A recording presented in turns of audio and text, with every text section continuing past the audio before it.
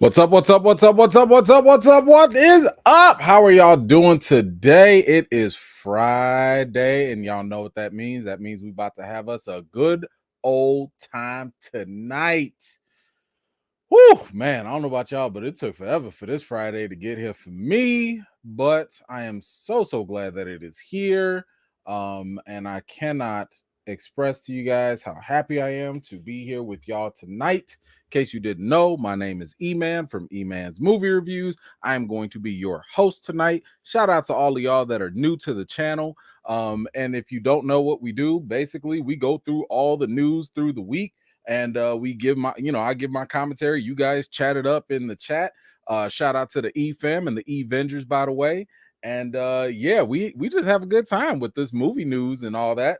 Tonight we got a lot of stuff to talk about. Actually, we got the Flash is gonna be the big news. We're gonna say that for a little later. I saw Guardians of the Galaxy Volume 3, so I'm gonna go ahead and give y'all a little bit extended reaction to that. What else we got? We got a Jonathan Majors update. I'm gonna be going over that a little bit later as well. What else do we have? Let's see, we got Guardian news, we got James Gunn. Unfortunately, we have a couple bad news to talk about. And yeah, we got a whole bunch of other stuff that we got to go through, so don't you worry about that. We're gonna go through it all. By the way, I'm gonna try my best not to have my eyeballs fall out. I just came back from the eye doctor, had to get the eye exam, get yourself checked out just in case, by the way. And I'm trying out these contacts. I've had contacts before. I just haven't always worn them all the time. So I'm gonna try them out, make sure my eyeball don't be twitching. But if you see it twitching, now you know why that's happening. Okay, so but either way, let us go real quick, do a couple shout outs, and then we're gonna get into this because we do have a lot to talk about. My man John Robinson, what's going on, brother? Thank you so much for being here. I appreciate you. And no, I am not going to be talking about the new Transformer trailer, and I am not going to be watching the new Flash trailer either. And for anyone that does not know, I don't really like doing multiple trailers for the same movie. I usually will do the teaser and maybe the actual full trailer, because I don't like it when these studios release the second and third trailer. They show way too much footage. It alters your expectation for a movie. And I don't need that. Like, if I'm sold, if I'm already set to go watch a movie, I'm not about to keep watching footage. For what? Because now that puts more pressure on the movie to impress me. And I don't want to go into a movie with high expectations and be let down. So I'm not going to go through all of that. You guys are more than welcome to. If that works for you, that's cool. I am just not going to, that's just not my thing all the time. So I am skipping those trailers, but thank you so much for bringing that up. Alley Girl, thank you so much. Shout out to the replay gang for anybody that's watching after. I appreciate y'all. And make sure, by the way, if you do want to leave a chat, or if you want to, share your thoughts, you're going to have to subscribe. Go ahead and hit that subscribe button, by the way, because, this is all free, but I appreciate your subs too. We over here trying to get to 100K. You know what I'm saying? We trying to make this solidified in these YouTube streets. So, if you want to join in, I really want to hear from you all. Go ahead, hit that subscribe button, join the E-Fam, come and join the team, and you can be able to comment just like all these wonderful folks are doing. Rachel, what's going on? Thank you so much for being here. Appreciate you. My man Tane is back. Good to see you, brother. Deborah, hello. Good to see you. Thank you so much for being here. Paul, what's up? How are you? Kimmy, how are you doing? 60 plus, good to see you. My man Eric is back. What's up? What's going on, Nelson? How you doing? Did you, sir? You know you had some homework. Did you see the raid? And have you seen Blade 1 and or 2? Have you? Okay. My man Didier, what's going on, sir? Thank you so much for being here. I appreciate you. Latrice, hello. Good to see you again. My man Talented One, what's up? How are you? Good to see you. MC Harris, hello. Good to see you. Thank you for coming back. Minister Crush back at it. Thank you so much. The homie, the vet, the mod squad. We got Rim 17. What is up? How are you? Y'all make sure you know you guys know the routine by now. Make sure you get those likes up.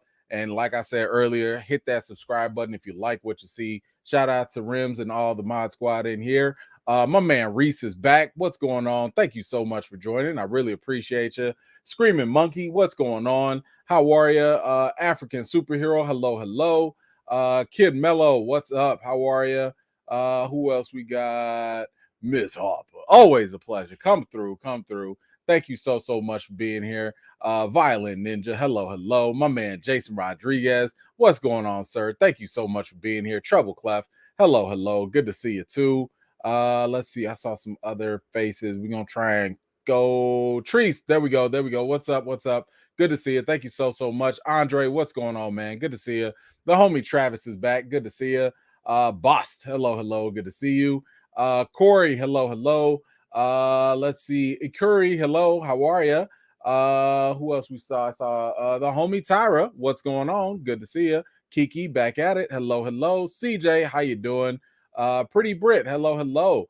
Long time subscriber. Okay, whole family on the replay gang. Okay, kiddos love the intro, especially Miss Harper. Shout out. Okay, come through. I love it. Shout out to you and the whole fam. That's fun. How you gonna be a fan of somebody else's shout out? That's funny to me. But thank you so much. I'm glad y'all are here. Camille, what's up? Good to see you. Toby, hello. Buzz, what's going on, brother?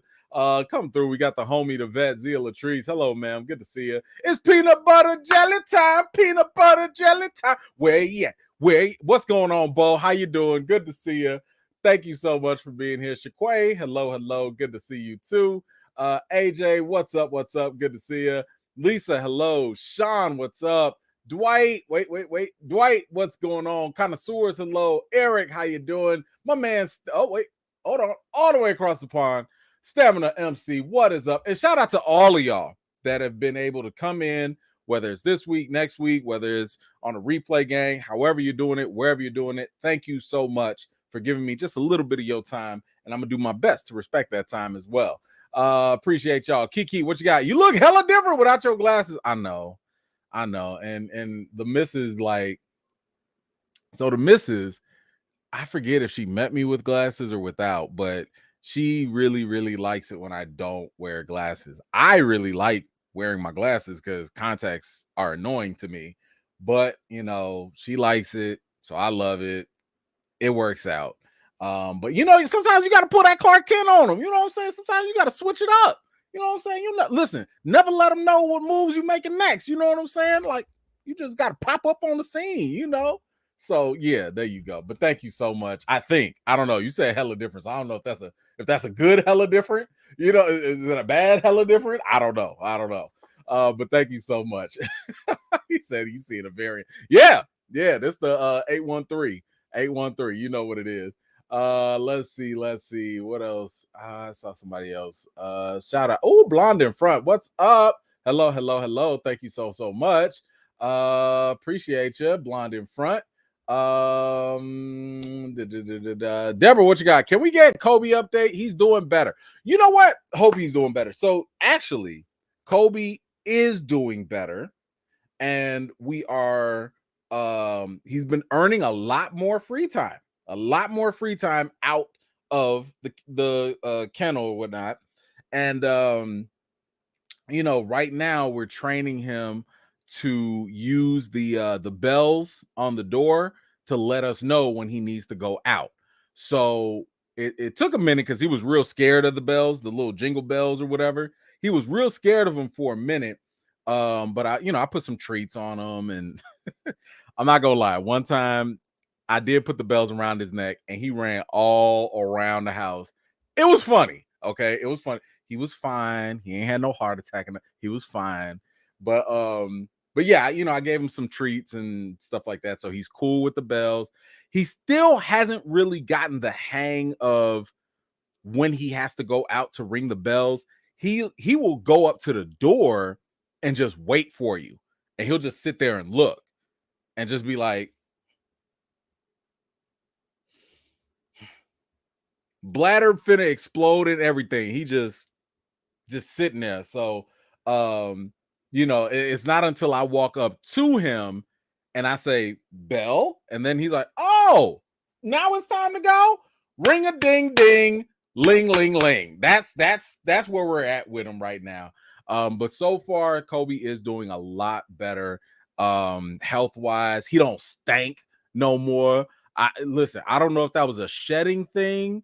We were cleaning his paws like almost daily after every walk. So I don't know if he had a fungus or something in his paws because his feet was smelling like some old Dorito Fritos or whatever, and it was funking up the whole living room. But he don't stink no more. So I'm very happy. The wife is very happy about that. And I know she's the one that's got the dog allergy, so he's not shedding as much right now. So now she can breathe.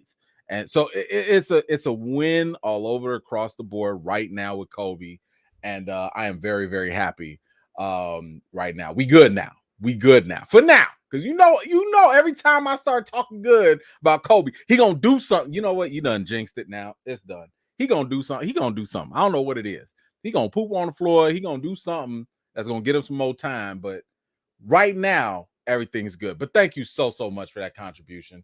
I really, really appreciate you. Let's see. My man Mike, what you got? It's something different about you. New cut. You know what? I did trim the goat a little bit. Just I did, I cut a little something around, I trimmed up a little, Appreciate you for noticing, man. Thank you so much, Mike. I appreciate you, man.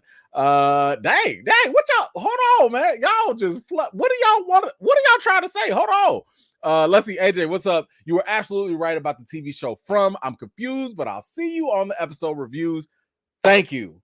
As you have pointed out, I have told y'all to go do that From challenge if you have not already. It's a video on my channel. All you have to do is go down, hit the From challenge. It's super easy. You got to go to Amazon Prime. You can go to MGM, Epix, whatever you got, and just watch the first 8 minutes. Watch the first 8 minutes. See if it hooks you. If it does, you got to watch the rest of the season. If it doesn't, walk away. But most people right now, most people that have taken that challenge, you stuck. You stuck with the rest of us. You stuck with us that don't know nothing. We don't know what's going on. We don't know why things are happening. We don't even know what the show's about. Okay? We don't know. So you're going to be stuck with us, and you also going to join us in trying to figure out what this big mystery is. So I do apologize. I have ran into a couple technical issues. Like I got to re-record a couple breakdown videos because I'm breaking down the second season, because the second season of From has started. So if you've caught up, you can go check that out. But I'm also breaking down the first season since I missed out and I was late on the show. But I will tell you this, even if you've binged the whole first season, you want to go watch my breakdowns for the first season. Again, it doesn't matter if you've already seen season 1. You will want to watch that breakdown because I've got some things in there that I know y'all didn't pay attention to. I know I didn't pay attention to it, but I'm sure you guys will appreciate it. So I am going to do my darndest to get those up for y'all as soon as possible. And we are still going to continue every week with season 2. Matter of fact, episode 2 is coming out Sunday. It's coming out Sunday on MGM Plus. And I think you do have to actually get a subscription for that. But the whole first season is free. So if you have not watched it, I'm telling you, like, out of hundreds of people that have responded on social media, on my Instagram, Twitter, YouTube, whatever, only 2 people have said it ain't for them. And that's cool. That's fine, right? Like, it is a horror mystery. That ain't for everybody. But that's a good turnout. I'm just saying. Don't be coming on here trying to be contrarian, like, oh, well, because he said only 2 people, I want to be the third one. Don't be coming on here on no contrarian stuff, okay? I'm saying, be honest about it. Give it a shot. See what it is. If you're curious, go ahead. But anyway, thank you so much for that, AJ. I appreciate you, and I'm glad you're enjoying the show. Talented one. Less than 3-hour challenge. Lakers on at 9:30. I don't know if I'm gonna make that. I just give up. I give up on doing on trying. I don't know. We'll see, but I don't. Thank you so much, DJ. What you got? About to check out the Evil Dead Rise movie. Just popping in the show to show some love. Hitting that like button. I'll catch the replay after later. Thank you so much. I loved that Evil Dead Rise movie. If you liked the first remake, so the last remake that came out, I think it was 2013 or something like that. When it came out, it kind of picks up with that vibe. Very violent, very gory, very bloody. And this one is no different. Personally, I am more of a fan of the newer versions of Evil Dead, not so much the older 1980 ones, because I don't like campy humor with my horror. It just, to me, it doesn't mix. I know some people don't mind that, and that's okay. That's not my flavor though. I like, look, give me the straight spicy horror. Okay, like I don't need no sweet and sour sauce. Okay, because guess what? Sweet and sour sauce is still just sweet. Okay, but give me that spicy now. Give me that spicy Evil Dead horror. It's just blood. It's just violence. It's horror. It scares. That's it. So enjoy yourself. I hope you have a good time. Thank you for the contribution, Nelson. Give me till midsummer. Midsummer to watch the raid. Why you need 4-5 more? Why, bro? What's taking so long? You okay? You in the hospital? Do we need to call the emergency service? Why can't you watch this? Go watch the raid, part 1 and part 2. Then go watch Blade, part 1 and part 2. What's happening? What is this? Nelson, you better than this. I expected more from you, man. Midsummer. Now you sound like me in Andor. Okay, don't do that. Don't do that. Don't be like me. Don't be like me. Be better than me. Go watch the raid 1 and 2. It's on Netflix. It's for free. And go watch Blade. I don't know where it's playing, but go watch Blade 2. Midsummer. Come on, bro. What are we talking about here? Let's see. 60 plus. What you got? I'm already a From fan, but I'm waiting for your reviews of season 1 and 2, episode 2. Yes. Like I said, I'm working hard on it. I already have listen, because I have to write out my notes. I have like 30 pages of notes for the entire season 1. 2 to 3 pages translates to maybe a 20-minute video. Okay, so take that, multiply it. I got 30 pages. 2-3 pages is 15 to 20 minutes. I have a lot of stuff I have to get done for y'all, so don't you worry. I'll get it, and I'm fairly confident it's going to be worth your time. I will say that. But thank you so much for that. I appreciate you. Nelson, what you got? I was gonna watch Blade first. That's okay. That's okay. I'm fine with that. Build yourself up.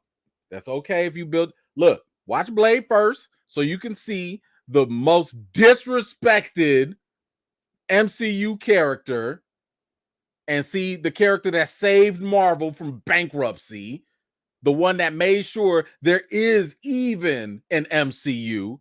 You go watch that foundation, and then you could build yourself up to the raid. That's not a bad plan. That's not a bad plan at all. I appreciate you. Thank you so much. All right. Let's go ahead and get it kicked off. Y'all know we have to start off with some of the bad news first. So let's start off real quick. Unfortunately, we lost Jerry Springer. This was a TV icon, I think. I mean, like, I don't know if it was for like the right reasons, but everybody watched the Jerry Springer show at some point in their lives, and if you didn't, you're lying. But Jerry Springer, unfortunately, did pass away at the age of 79.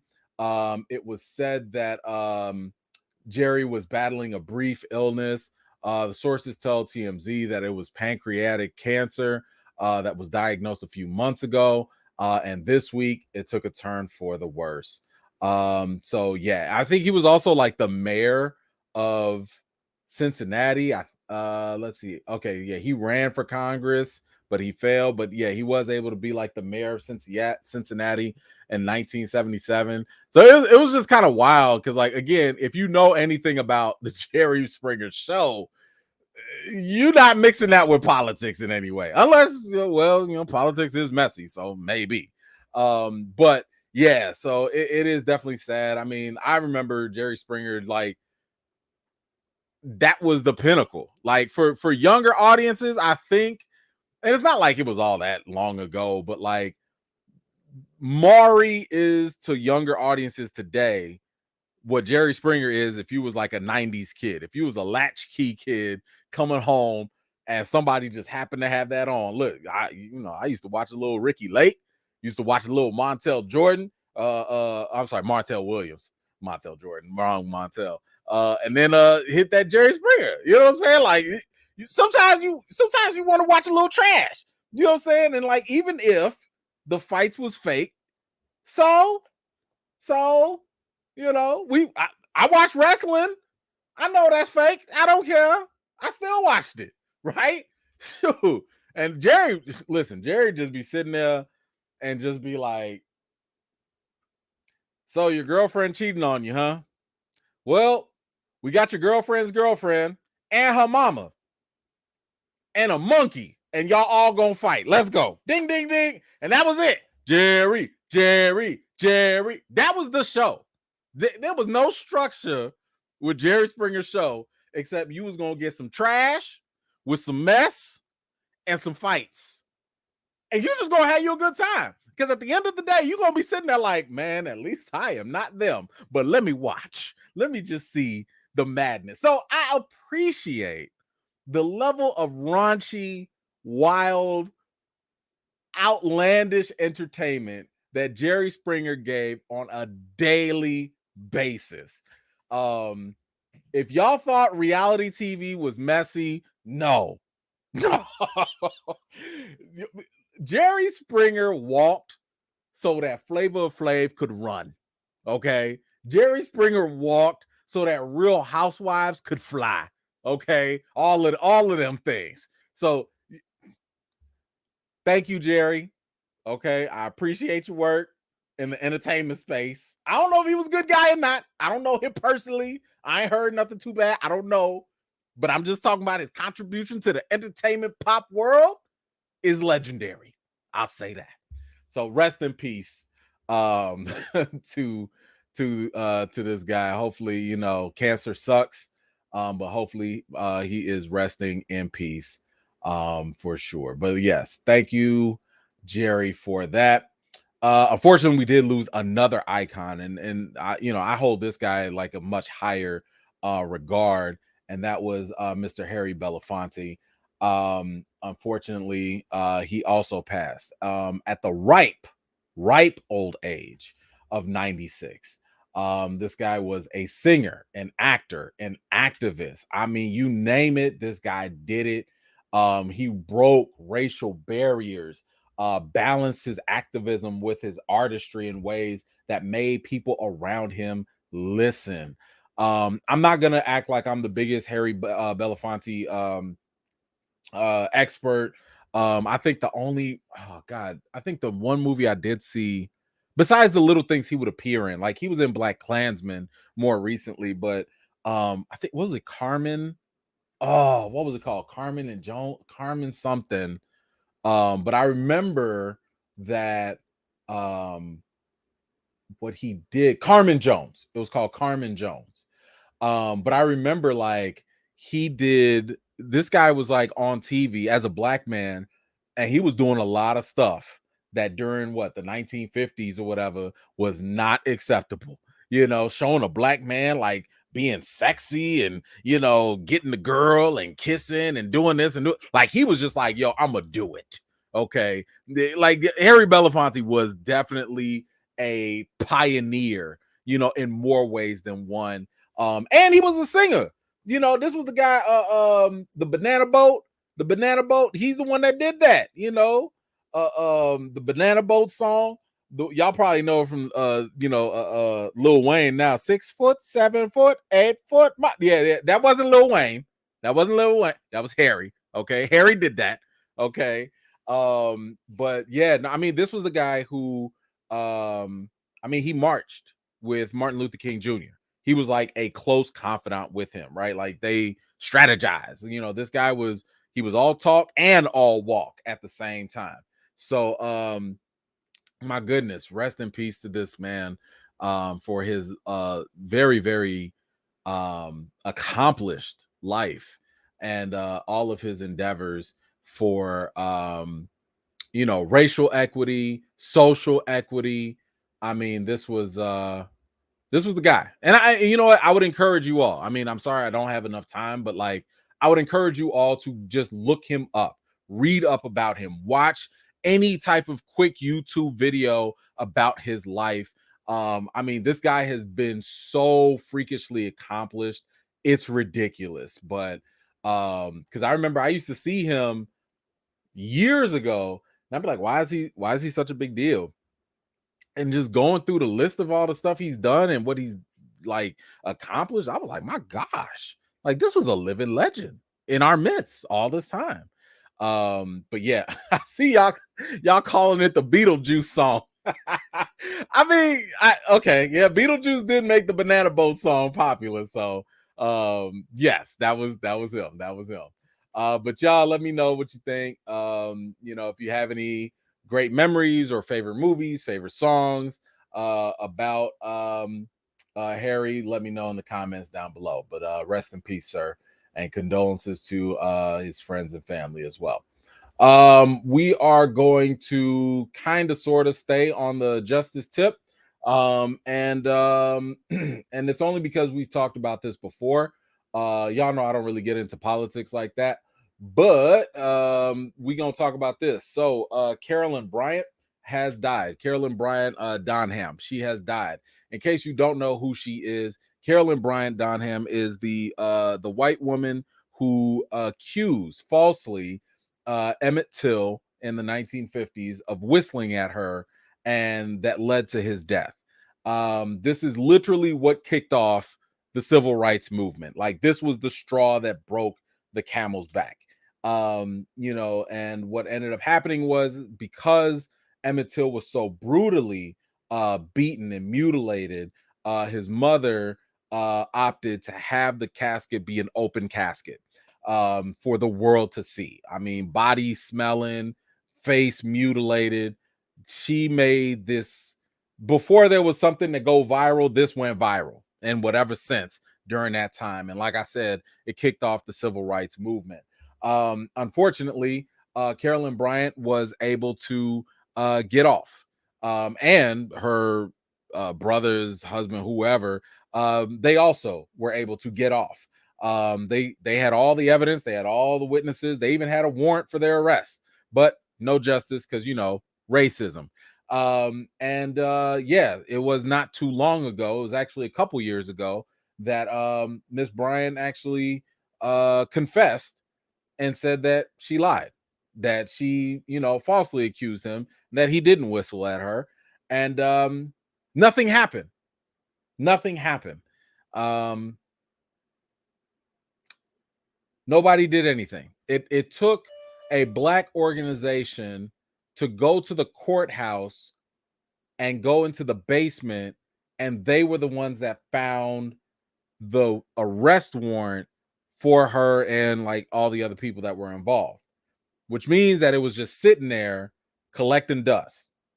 Justice was sitting there collecting dust.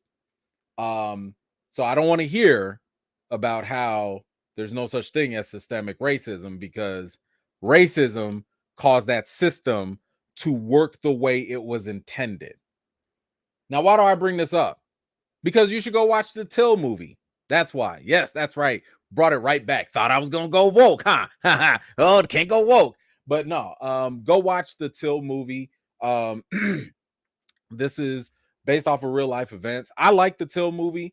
I wouldn't say that it was like the greatest movie ever, but Danielle Deadweiler was fantastic as Emmett Till's mother. She gave a wonderful performance. She was that actress that a lot of people were saying got snubbed for not even getting a nomination. God knows why. The other Everything Everywhere actress got it.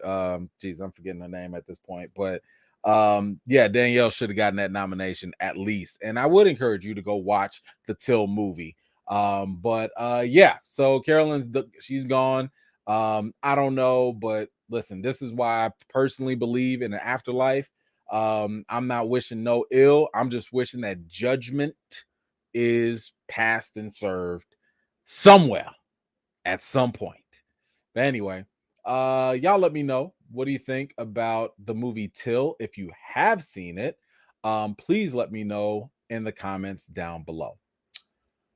All right, moving on. Man, yo, I am a little hurt. I don't know about y'all, but I used to watch Red Table Talk, not all the time, but I would watch it a couple times here and there. You know, especially if it was like a really good episode or something like that, or if the guests were interesting. I mean, this is where we learned about a lot of different things, right? But apparently, we ain't gonna learn too much because the Red Table Talk is shut down. Ain't no more talk at the Red Table. It's done. It's gone. It's done for. So, you know, that kind of sucks. This was Facebook's #1 show. It was pulling 11 million views or viewers at a time. That's not that's pretty good. Okay, I just want y'all to know that's nothing to, you know, just kind of ignore right there. Um but I mean, my goodness, we learned a lot of different things about Will Smith, about Jada. This is where we learned about the entanglement, you know, and the whole word for it and all that. And yeah, that was something. That was a time to be alive, right? But I'm a little sad because like I kept saying for the longest that this is gonna be where we're going to have Will Smith and Chris Rock hash it out. You know what I'm saying? Like that in itself would have been one of the top rated things to watch. I'm talking about TV, internet, whatever. That was an opportunity. Now they missed it, or maybe Chris Rock just didn't want to talk about it. But I think that would have been a multi-million dollar event that they could have had, but looks like we're not gonna get that. So yeah, Red Table Talk is done, and it's out of here. So y'all let me know. Did you watch it? Did you like it? Did you care for it? Does this hurt you that it's gone? Let me know your comments in the comments down below. Let's see. Didier, what you got? Will call Mark for a favor. He might have. He might have. Like, ha, yeah, it's me, Will. Kill it. Kill it. Yep. Kill it. Thanks. Yeah, that probably exactly what happened. But thank you so much for that. I appreciate you. Let's see.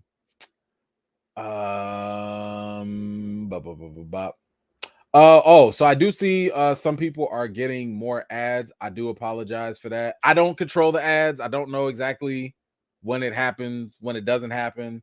I do apologize when it happens. I promise, like, y'all can rewind a little bit. But I do think that this is just a way for YouTube to try to get creators to get a little bit more revenue.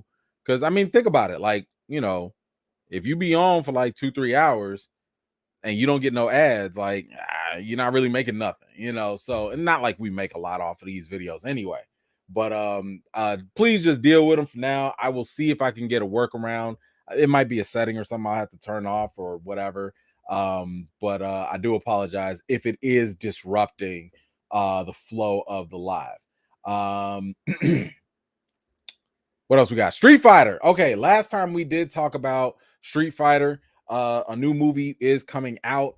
Legendary, I believe, were the ones that ended up buying the rights to it. I've already told y'all, like, the live action has been suffering for way too long in the shadow of Jean-Claude Van Damme. That movie was terrible. I mean, even as a child, I recognize it was terrible. As a child now, okay, because you know, when you were a kid, you give a lot of passes for movies that are bad. This movie I couldn't give a pass to. Blanca looked weird. Ryu was not, it was useless. They didn't even give me a true Hadouken. Ken was whack. I mean, Guile talking about he from America, but he got a Belgium accent. M. Bison was probably the only good thing in this movie. And that was about it. That was about it.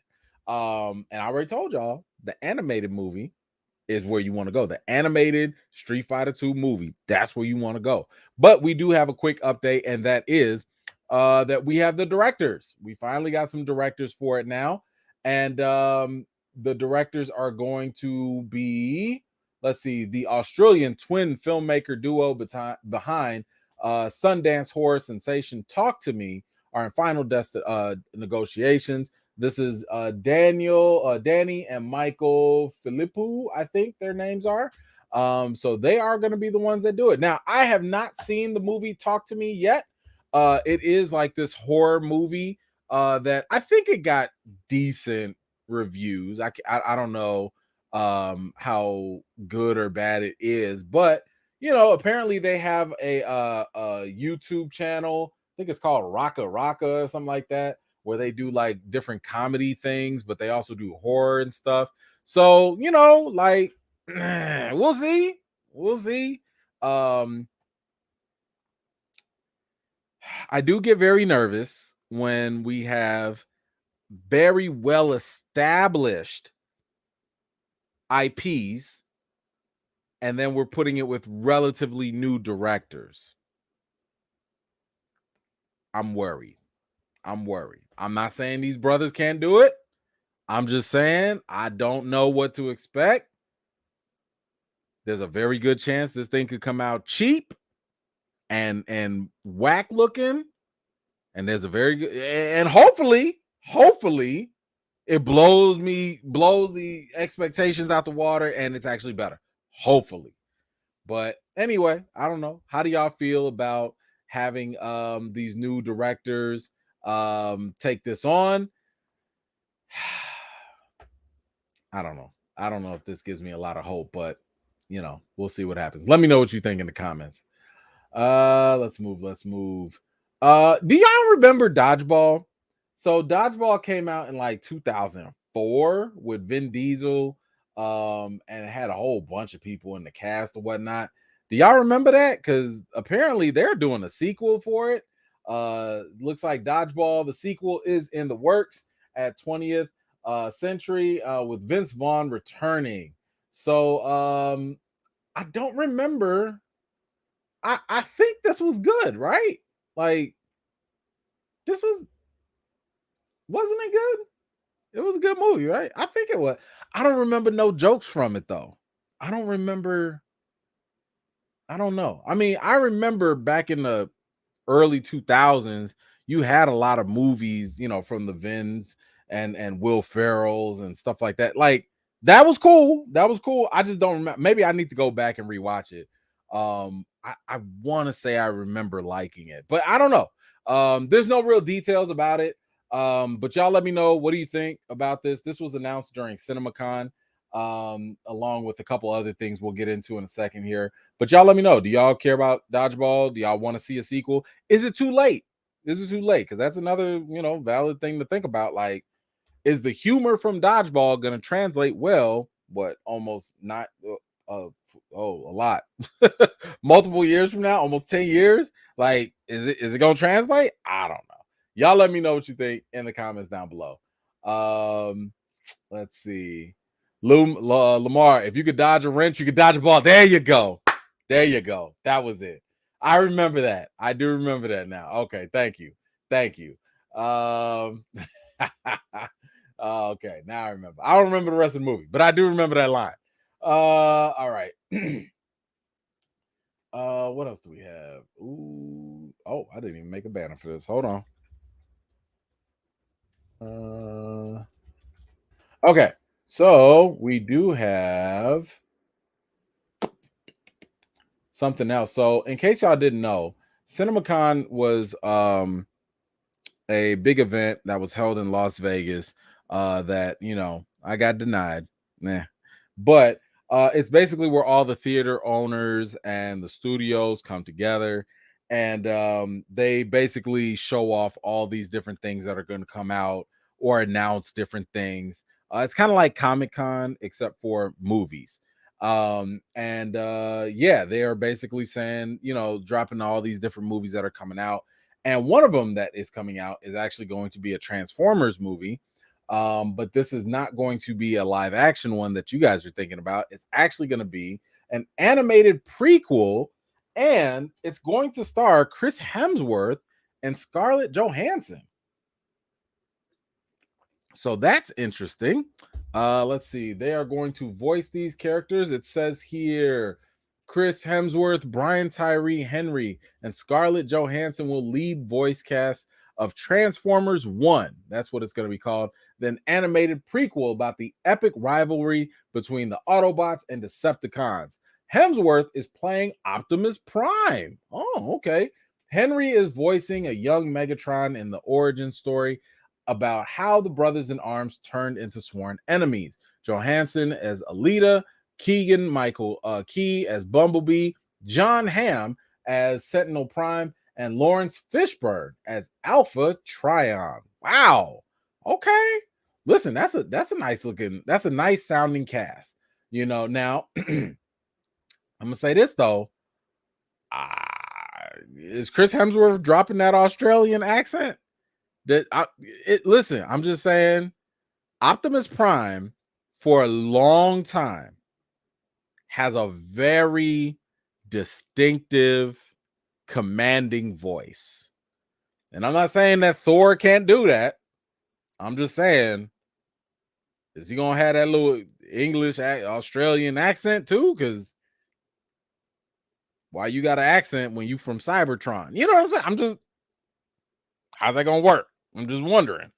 Brian Tyree is as Megatron. I'm a little curious about that. I've never really thought about Brian Tyree as like a villainous voice, so I'm curious to see how he pulls that off. But you had me with this by saying prequel. I've always enjoyed Transformers without no humans. Get them humans out of there. I don't want to see them. I don't care. I want to know more about the Transformers. I want to know where they came from, their planet, their mythos, their mythology, their lore, their wars, their battle. Let me know that. And so far, Netflix has a great series on Cybertron and all that other stuff. But I'm very curious to see what they do with this animated movie. So y'all let me know. What do you think? Do you like the idea of Chris Hemsworth as Optimus Prime? First of all, let me just say Scarlett has a nice voice. I don't know if y'all ever seen her with King Phoenix. Scarlett got a nice voice. That's all I'm saying. But yeah, y'all let me know. How do you feel about this prequel? How do you feel about it being animated? Does it have your interest? Let me know your thoughts in the comments down below. Matthew, what you got? If you could dodge a wrench, you could dodge a ball. Thank you for that. It's never too bad to get that again. Thank you. Didier, what you got? Dodgeball gave us ESPN the Ultra. Now this is bringing back memories. Thank you so much for that. Oh my gosh, the Ultra. I need to go back and watch that. I have to go back. Let's see. Next up, we have. Oh, this is a quick one. Have y'all seen Smile? Did y'all see the movie Smile? I liked it. It was very, very original. In case you have not seen it, Smile basically is this psychiatrist who has a patient who's smiling and then she kills herself. And basically, like, if you look at this monster, if you see it smiling, I forget what the rule is, but basically, if you see the smile, you're gonna start smiling, and this thing is gonna follow you until you die, like whatever. But I like Smile just for what it was. It wasn't the most revolutionary thing, but I like it when movies try to give me something slightly different. It reminded me a lot of It Follows. It Follows, in my opinion, was not a great film, but my goodness, I give it points for originality. Because I kept thinking, I was like, somebody gonna take this and do something else and they're gonna do it better. And Smile kind of sort of felt that way. It felt like a nice little continuation of It Follows. But I mean, like, first of all, look at this little girl. But apparently they're doing a sequel. It was that good. So for this girl, man, listen, this girl, she was in the movie for like 10 minutes. and they using her all over the posters, and it's perfect because she is so creepy with her face. It is a problem for sure. So I am actually excited to see what they can do with the sequel. And it's going to be very interesting. I mean, if you have seen it, what do you think about a Smile sequel? Is this something that you're somewhat interested in? Will you give it a shot? Maybe you'll go and watch the first one. I don't know. I will say, um, I wouldn't say it's the scariest thing, but it does have some scary parts, especially towards the end.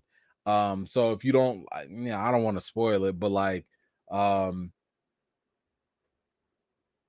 it's medium scary to me, but medium for me might be very scary for other people. So tread carefully, tread carefully. But I did just want to at least let y'all know that a trailer, or I'm sorry, a sequel is coming. So you can get ready for that. Let me know if you are excited for it, what you think about it in the comments. Okay.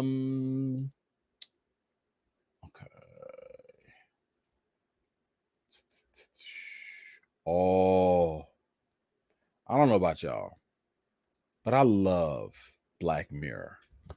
Black Mirror is such. Look at me. I'm pushing up my face like I got glasses. You see how messed up I am? Black Mirror is one of the best shows on television. It's on Netflix, in case you didn't know.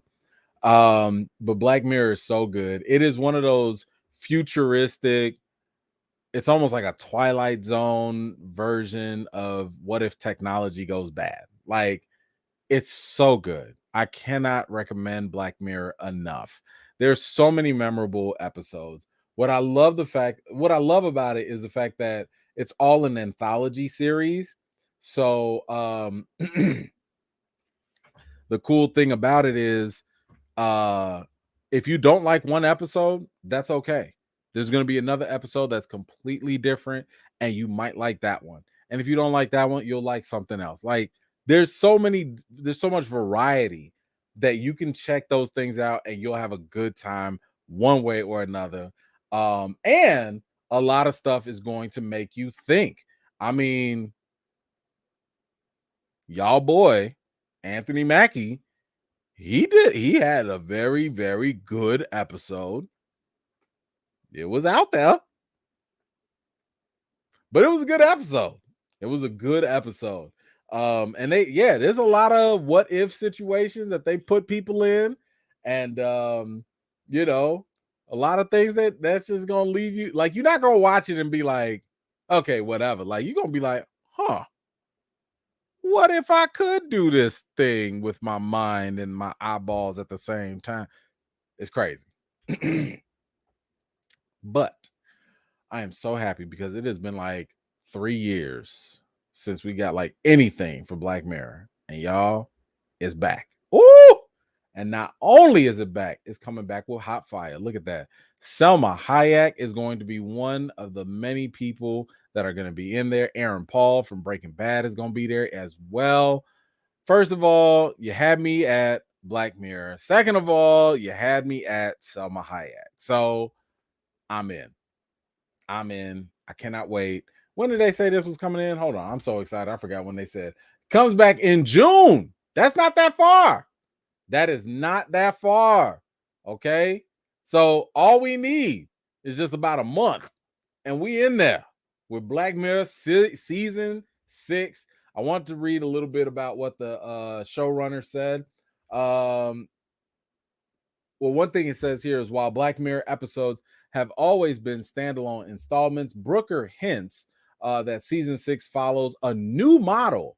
A logline notes that the 6th season of Black Mirror is the most unpredictable, unclassifiable, and unexpected yet. Jesus. Yeah, that sounds like excuse me for a second. Let me put this back up here. Okay. That sounds like we about to be in for something. I don't know what it is. I don't know what's going to happen, but yeah. Black Mirror already did not follow much of a pattern. Um excuse me, I'm sorry. Let me get back to the footage here. So Black Mirror did not follow much of a pattern, And one of the cool things they did, I don't know if you guys have seen it, but there was an interactive version of that, of the show, where you get to choose your own adventure, right? And that was like really good. That was really cool. So I am really looking forward to seeing what they have and what they have in store, because yeah, I cannot wait for Black Mirror season 6. So y'all let me know. What do you think about Black Mirror season 6 coming? Does this excite you? Are you blah on it? Have you even seen it? And if you haven't seen it, why for come? Go watch it. Please go watch it. It's good stuff. It really is. But let me know your thoughts in the comments below. T-ville, ma'am, that's the wrong question. The question you should be asking is, how many times have I seen Dusk Till Dawn? That's the better question, along with Desperado. That's the better question. How many times? Not do we remember. Oh yes. Oh, I remember.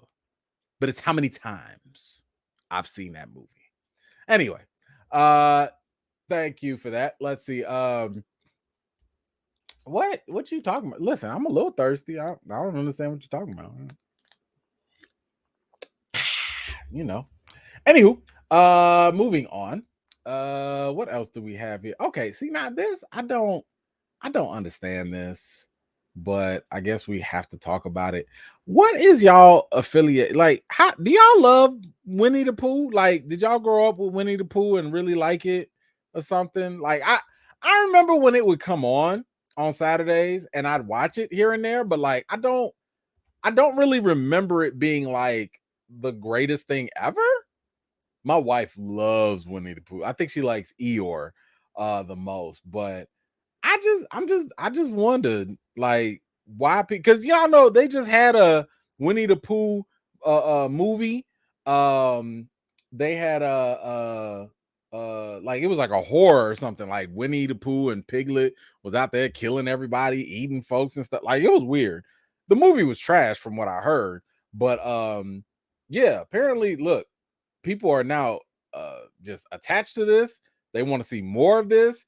I think I heard that like the domain rights or something for Winnie the Pooh like expired, so now anybody can make something about this.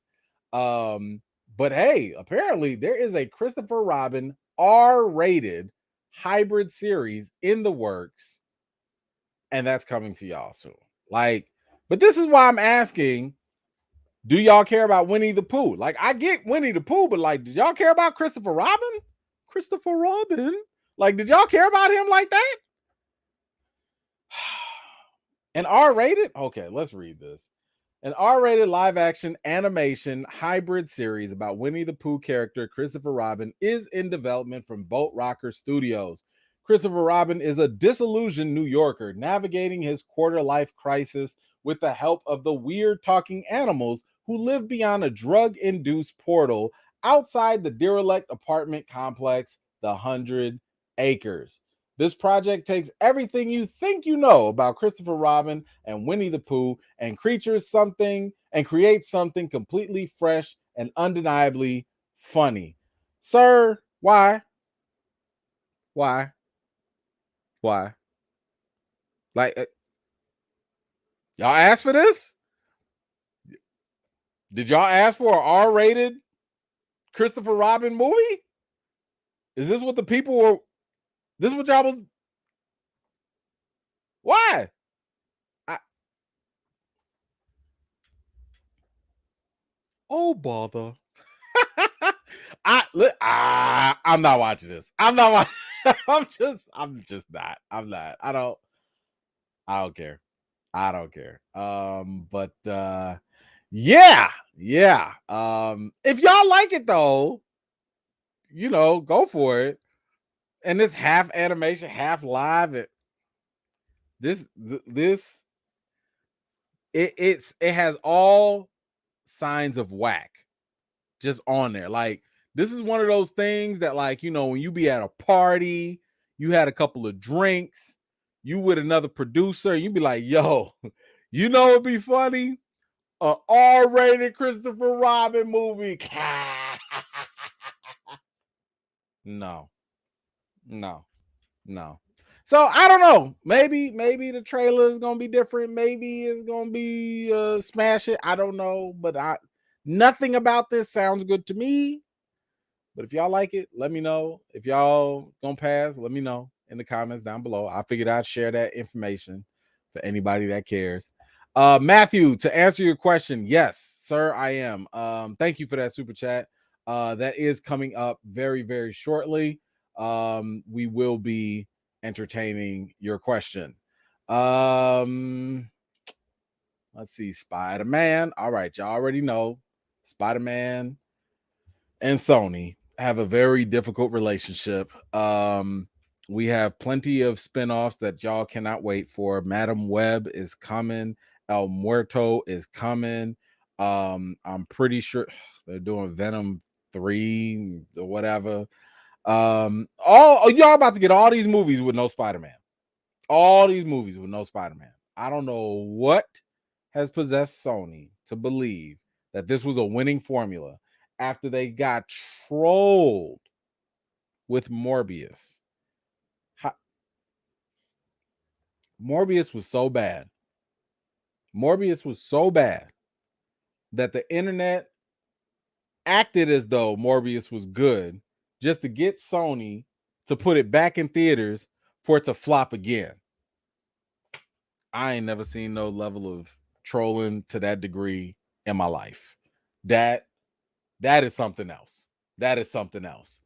But we also have one other Spider-Man movie that is coming up without Spider-Man, and that is Kraven the Hunter. Kraven the Hunter does star Aaron Taylor Johnson, aka Quicksilver, aka the guy from Kick-Ass back in the day. And to make things spicier, Kraven the Hunter is going to be the first R-rated movie from Sony in this Spider-Man Marvel universe. So yeah, I don't think this was an official picture, but I think it was kind of cool, so I took it anyway. And it might be a Photoshop, but yeah, this is gonna be the first one, for Sony. They feel as though apparently this did screen at Comic-Con, and even though it screened, apparently not the full movie, but like a trailer screen. And according to some of the descriptions, Kraven was out there hunting people. Apparently, he was biting people's faces off, biting people in the neck, using a bear trap on somebody's face. And then it ended off with him going against the rhino. And apparently, the guy literally turns into a man-sized rhino. I'm like, I don't care about none of it. Why you keep showing me all the side? Like, can you imagine going to a barbecue restaurant and they don't serve you barbecue? That's what Sony movies are like. It's like going to a barbecue restaurant and you want some barbecue, you want some ribs, you want some tips, you know what I'm saying? You want some chicken, you want some meat.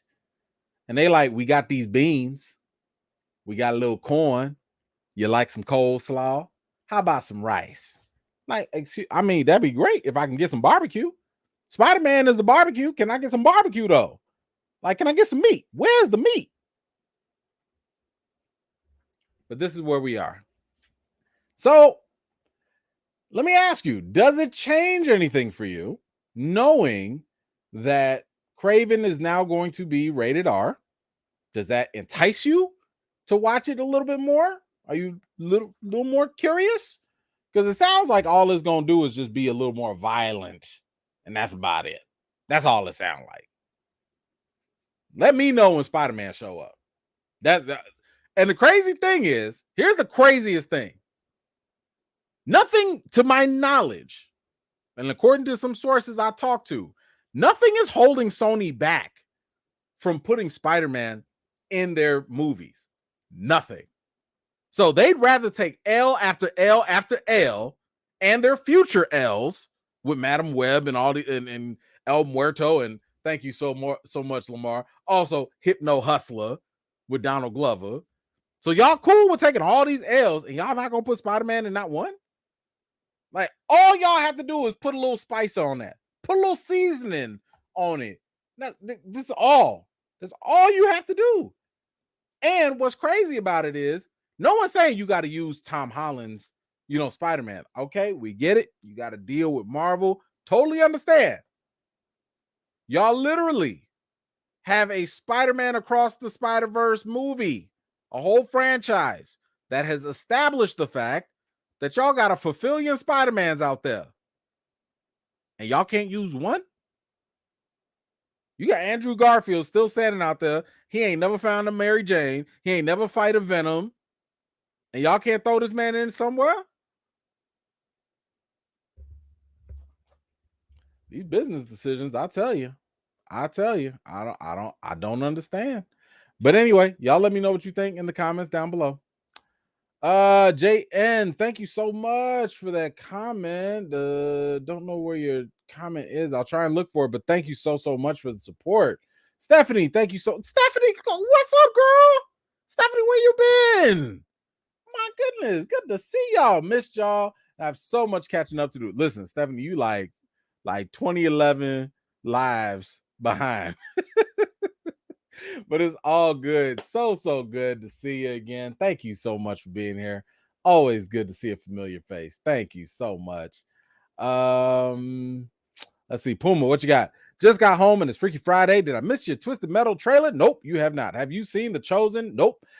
Transformers one more time? Nope, and nope. I am not going to be doing Transformers again because we already did it. Don't like the extra footage. Not also going to do the Flash trailer either because we already did a reaction to the first Flash trailer. So no, I'm not going to go over all the extra footage. Don't really want it to get all extra spoiled, but thank you so much for that. Quiet One, what you got? Brother late, but all caught up. Hey, E-Man, what's going on, Quiet One? Thank you so much. You're here now. That's all that matters. Appreciate you. Oh, Jan, I got you. No question. Just wanted to show support. Thank you so much. I really appreciate that. It does go a long way, really, just to feed the kids. But thank you so much. All right. What else did we did? Kraven. We got in the Indiana Jones update. It's nothing too crazy. But Harrison Ford, who, my man's old. Let's just keep it 100. He's old. Okay. And he's doing Indiana 5. And I think a lot of people would agree that the fourth Indiana movie should have been the last one, but they kind of dropped the ball with that. But it's looking like this fifth one is going to do the job that the fourth one couldn't do. So with that said, Harrison Ford, of course, was asked, or I guess it was just kind of brought up, like, so you gonna do another one? Man, look, Harrison Ford is done with Indiana Jones after Dial of Destiny, and he reveals that he will not be involved with the TV series. He says this is the final film in the series, and it is the last time I'll play the character. I anticipate that it'll be the last time that he appears in a film. So yeah, I'm actually very okay with this. Like I said, my man's old, not in a bad way. I'm just saying he's old. It's okay. It's okay. Now I don't know if he was serious about it, but he did kind of joke around maybe and say, like, nobody else is gonna be Indiana Jones. Sir, respectfully. Because I have nothing but respect for Harrison Ford. This guy is a fantastic actor with a wonderful career. You don't own the character. Now, when Harrison Ford is gone, after a couple years, let's not act like Disney or Lucasfilm ain't finna be like, y'all want a Indiana Jones movie? Let's not act like they're not ready to reboot that. Listen, everybody's replaceable. Everybody. Don't matter. You could be great in a role, but if there's money to be made, now if I was Harrison Ford, if I really didn't want nobody else to take my role, which whatever, even if he believes that he's delusional, you're gonna have to be terrible in this movie and hope that it flops. Because if there's money to be made, there will be more Indiana Jones movies. I promise you that. Ain't no way anybody is going to sleep on making money when this comes out. So y'all let me know, how do you feel about Harrison Ford saying that this is it? He's done with Indy, ain't gonna be no more. Let me know what you think in the comments down below.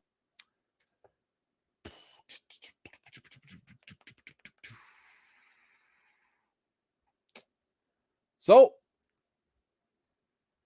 Jonathan Majors.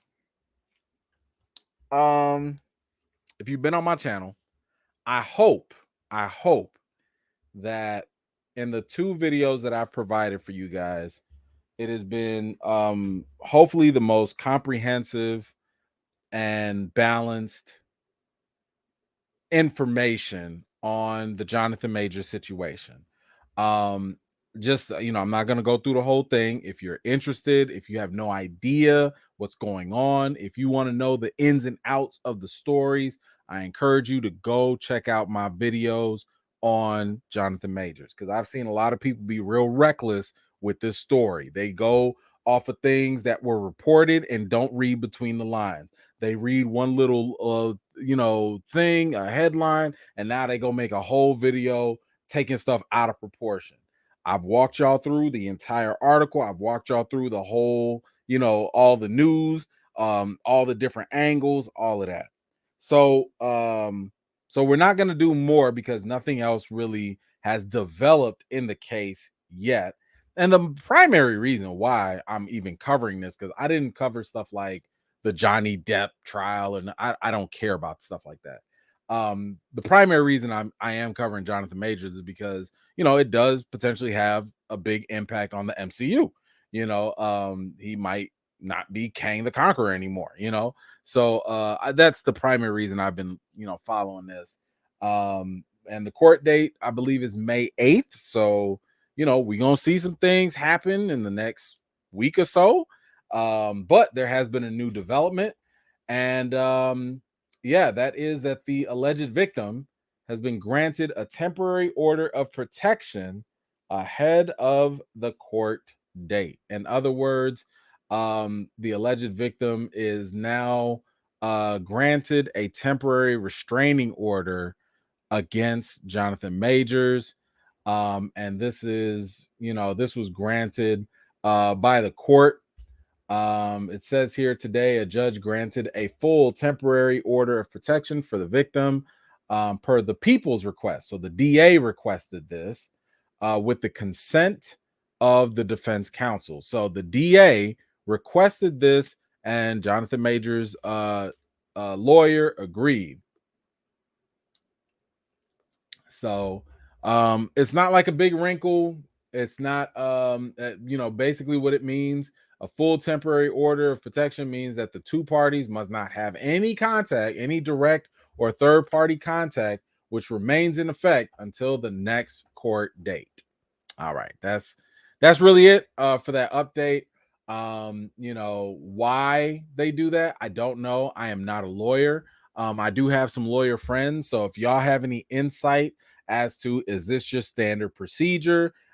Is this something kind of extra? Please let me know your thoughts in the comments down below, because like I said, I'm not a lawyer. I could just read and figure this stuff out just like the rest of y'all.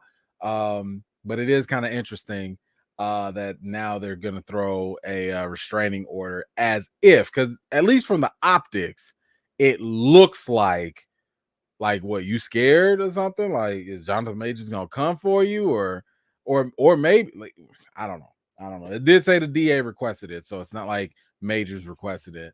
Anyway, y'all let me know, what do you think about this new update? That now there is a restraining order. Like I said, maybe this is just how it goes. Maybe this is typical. I don't know. But It is what it is. I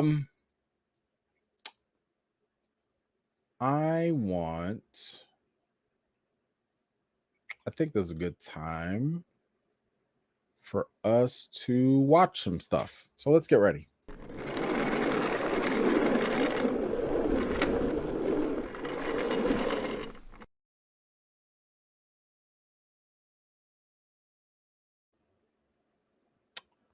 All right. Let's see. What are we going to watch? We got a couple things to watch. Let me some stuff. Yeah, let's get this in first. Equalizer, baby. Oh, yes. So the Equalizer 3 is going to be a new movie that was announced that will be coming out. And Denzel is back. And keep in mind, this is where Denzel did not do sequels like at all. The Equalizer was the first time this man was like, let me go ahead and do one.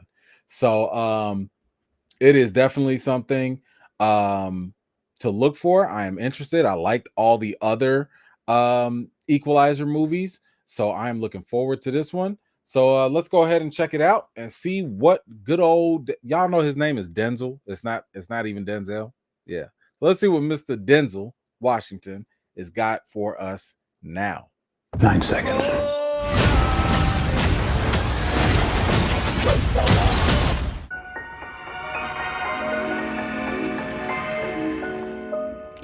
Penso che un sogno così non ritorni mai più. Damn. E incominciavo a volare nel cielo infinito. 9 seconds. That's what I'll give you to decide your fate. 9 seconds. Didn't he give him more seconds in the other movie? Roberto, tell me, what did you do back home? Government work. I'm retired, man. Or you? Come sta? My band is smooth old man hat too. Because of these people, I'm beginning to understand real people. And I'm starting to believe this is where I'm supposed to be. You got nice people. They gonna have to be protected. Damn! Y'all didn't kill that family, did you? What happens here happens in many towns. The mafia. They're like cancer. No cure. Y'all all that. You stay out of other people's business. Whatever it is you and your friends do it somewhere else. You Oh, y'all finna die too. I'm preparing. Is that a Timex? No. It's a boot. That's the median nerve that I'm compressing. Ooh. That's a level 3. You don't want it to go to a level 4. Ooh. You seem like a man who understands violence. I like this place. You can't take that from me. I can take anything I want.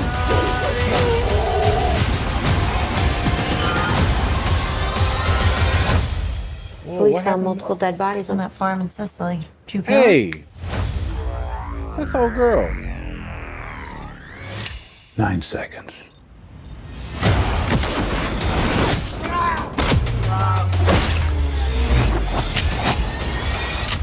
Do I look like a killer? I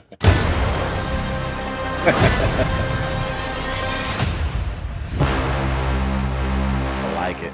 I like it. I'm sold. I'm fine. That's all I needed. That's great. I'm with it. Yes, indeedy. Say less. I mean, listen, it's Denzel. Come on now. It's Uncle Denzel. Okay. Ain't nothing about this that I don't like. You even got Dakota Fanning coming back. For those of y'all that recall, she was in Man on Fire. She was the little girl he had to protect, and that was a solid movie as well. Listen, I trust Antoine Fuqua when it comes to action movies. I trust Denzel because my man knows what he's doing. I'm here for it. I am here for it. I'm a sucker for these movies in the first place. So I'm good. I'm good. What did y'all think about the Equalizer 3? Let me know your thoughts in the comments below. I am very curious. But that's all I need to see. I honestly, I kind of think they showed a little too much, just a little too much, because now every time I see people, I'm like, Denzel finna just kill y'all. Like, that's just what you told me in this trailer. But I'm still gonna go watch it. But y'all let me know what you think in the comments down below. Let's see what we got. Deshaun, what you got? As a domestic violence advocate, I want to publicly thank you and how you've handled the Majors case. Oh, thank you very much. I appreciate that. Yeah, no, I mean, listen, you know, I have I know people who've gone through it. I've talked to people who are counselors, social workers, you know, stuff like that. Like, y'all know, I try not to talk about things out of place. You know, like if I don't know something, I will be the first person to let y'all know I don't know it. I'm not an expert, etc. And I'm still not an expert on domestic violence like that. But I do know how to like echo what other experts have said. Like I can Google, you know, like I can look, I can listen. But you know, it's not about me. In my mind, talking about the Jonathan Majors case, I want to be mindful of like how other people interact with this, because I was very ignorant to the layers of complexity that come with domestic violence situations. I didn't know. Like there was a lot of stuff I'd be saying, like, why don't the victims just hurry up and say something? Or why don't you just leave? You know, like there were a lot of things as an outsider who was ignorant and I knew nothing about it. You know, I just didn't know. And the more I started to learn and the more I was like, okay, like it's actually a good thing to, if I'm gonna have this platform, if we're gonna have this conversation, hopefully I can help other people not be in the place that I used to be, you know, with that. So, you know, I'm just trying to help wherever I can, however I can. But thank you so much, Sean. I really appreciate you. And thank you so much for the support. Rabia, thank you so much for that. I appreciate that as well. I don't know if you had another comment or not, but we will try to find it. My man Puma, what's up? This is a must see for me. 9 seconds. He's back. John Wick back. Yes, he is back in a way. Yes, I like it too. I'm shocked. Did he give the other ones 9 seconds? Like, I could have sworn he gave them like 18 or something, but hey, my man, I don't know if he getting sharper or if he just got less patience. But if he says 9 seconds, that's all you got. That's all you got. But thank you so much. Alib. Hello. Good to see you. Another mod squad in the building. I missed y'all. I've been replay game for a minute. I'm packing, watching tonight. I'll be in Portugal, okay, for the next few days. But I'm gonna be doing my best to make the lives Avenger for life. Thank you so much, Alib. I appreciate you, and I hope you have a good time in Portugal as well. I'm jealous. I've never been there, but yeah, definitely have a good time, and thank you for watching as always. Let's see who else. Baker, what you got here for the Denzel and Dakota reunion? Yeah, I like that. That was a nice touch for them to put that in there. And I'm glad, you know, like that. Again, I was watch. Oh god, when was the last time I watched Man on Fire? It was a couple years ago, but like it was just nice to get that little refresher right there. So, but anyway, thank you so much for that, Baker. I appreciate you. What else do I have on the docket? Do we want to do it now? Why not? Let's do it now. So, y'all boy, y'all heard of Twisted Metal? So, Twisted Metal apparently is going to be the next TV series. It's the next TV series. And y'all favorite actor is going to be on now. Yes, that's right. You know, can y'all know who it is? Y'all don't know who it is? Hold on, I'm gonna give y'all a guess real quick. Who this? Who hold on, let me get them right there. Who that in the car? That ain't Vin Diesel. Okay. It's not Vin Diesel, but that's right. Now we've talked about this before now. We've talked about it. I've told y'all before that Anthony Mackie was going to have a new series based off of the video game Twisted Metal. He is going to be the lead. Okay. Now, counter to popular belief, I do not hate Anthony Mackie. I do not dislike Anthony Mackie. I have to make sure I make that disclaimer every single time with y'all. With that said, I said I was going to wait for the teaser. I have not watched it. I don't know what it looks like. I am, as with anything, I am keeping an open mind. I'm keeping an open mind. Now, I have not played Twisted Metal, so I don't, that was not for me at the time. I've heard it's good. I heard people like it, but Anthony will be playing in this series. So I got the trailer, and I told y'all we was gonna watch it. So let's load it up, and we're gonna give this a nice fair assessment. We're gonna give this a nice fair assessment.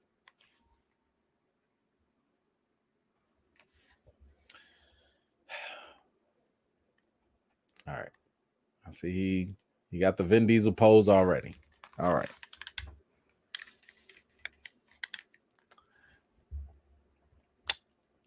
Let's check this out and see what Twisted Metal has going on for us tonight.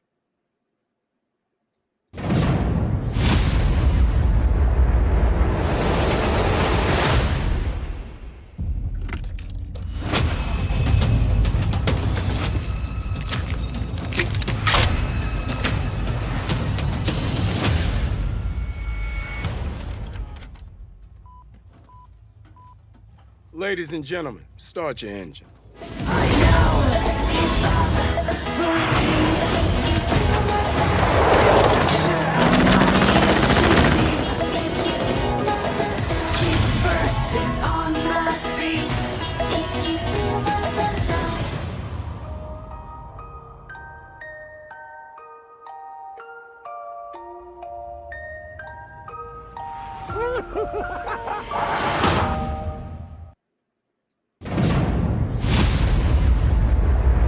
Why is this playing again?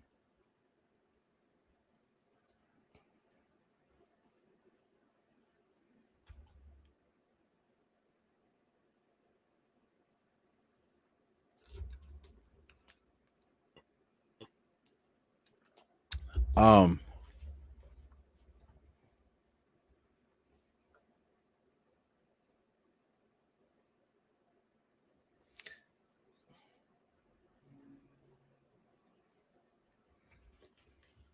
right. I want you, because I know y'all acting up in the chat, and I'm not paying y'all no mind right now.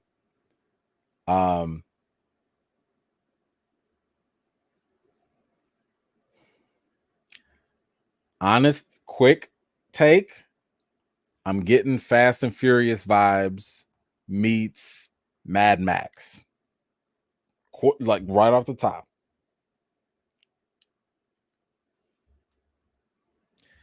Second, I want y'all to be honest now. I want y'all to be honest. Cut the jokes. I want focus. Okay, focus.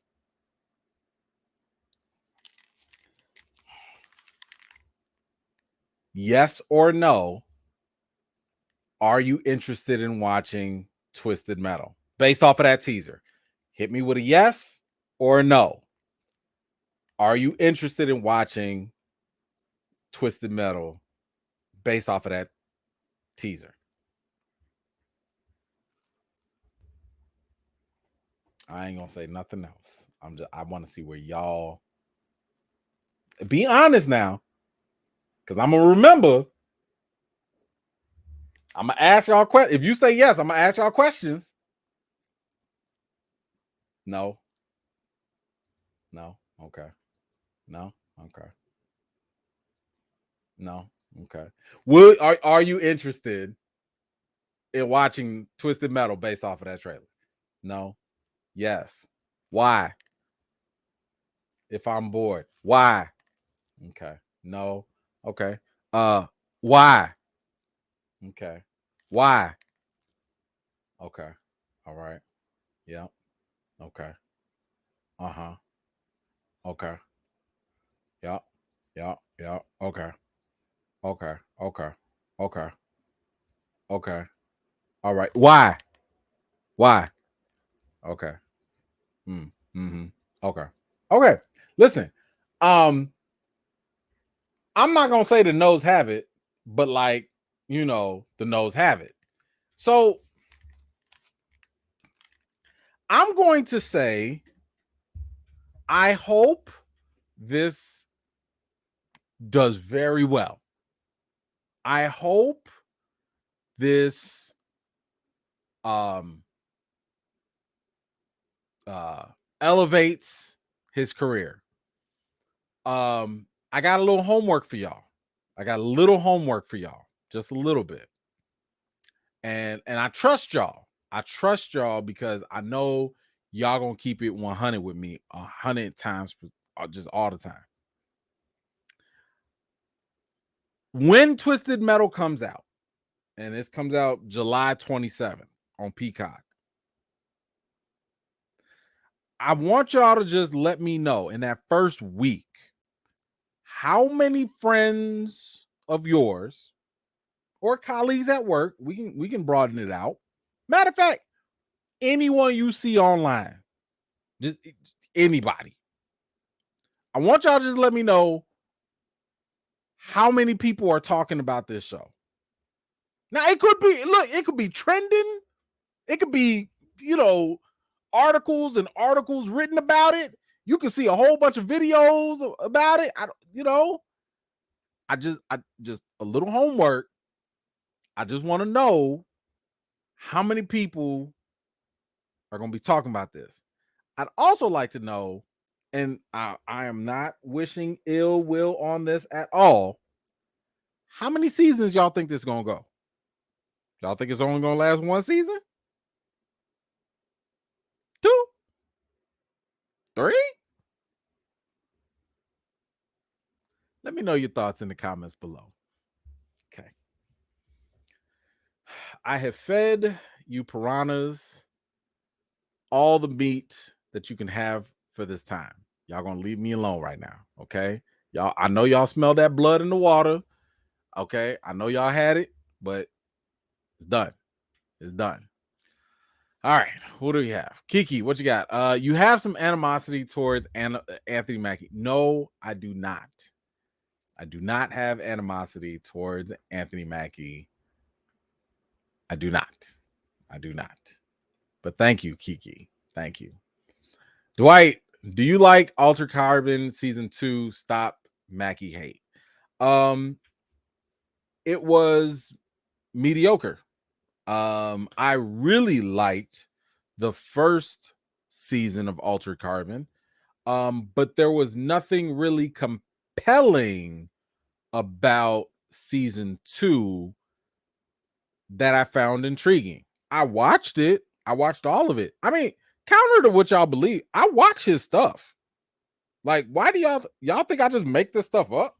I make it. I have come to my opinions about his performances and his capabilities because I actually watched all the stuff he's in. So yes, I watched all of Altered Carbon season 2, all of it. It was mid. It wasn't bad, but it wasn't great. It was just it was something to watch. Thank you, Dwight. I appreciate you. I'm pretty sure there's more violence in these chats. Y'all. See, this is why I ignore y'all sometimes. It's your face for me during the whole trail. I don't even know what I look like, so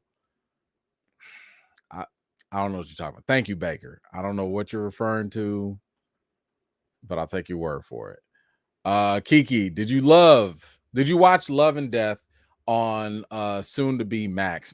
Max. I'm invested in that show. It's with Karen Scarlet Witch. I have not watched it yet. I saw it popped up though. I have been watching besides From, I've been watching Succession. So I'm currently on season 3 of Succession. It's good. It's good. It's not bad. But no, I have not watched Love and Death yet. But I'll get to it. It's on the list. But thank you so much. I'm glad that you invested. Let me know, like, is it over? I saw like 3 episodes. Was that all, or is there more? But if it's good, or if there's something else going on, let me know. But yeah, I am looking forward to it. Wait a minute. Diddy, you said it wasn't that bad?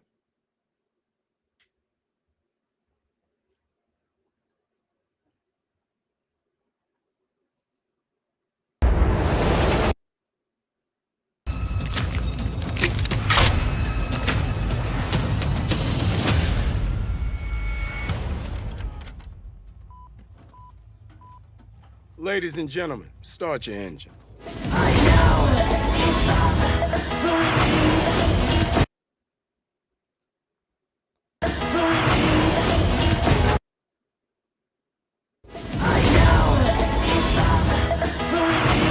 This is what you want?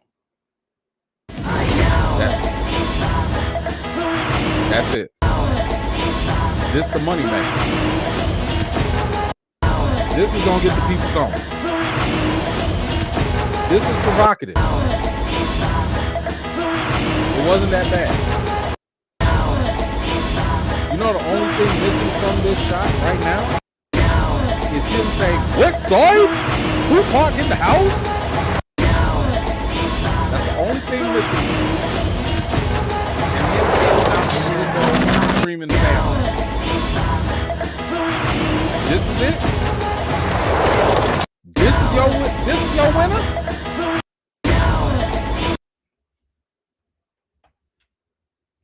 Didier, I expected more. Matthew, what you got? He did not just jump up, just pump up the volume to steal my sunshine. Apparently he did. Thank you so much for that, Matthew. I appreciate you. Lamar, it's the PR guy's fault. Don't blame Mackie. He ain't cut that teaser. He wasn't in it.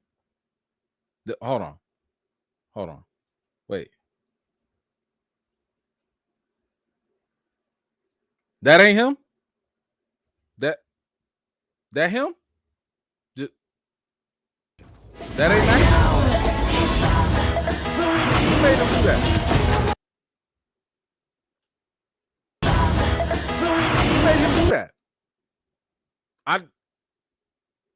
Why we acting like he wasn't? I'm gonna leave it right there.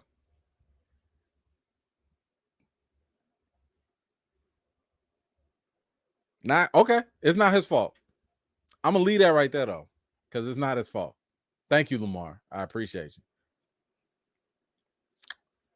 Nelson, do you need more to watch, E-Man? I may watch. I don't need more to watch. I don't.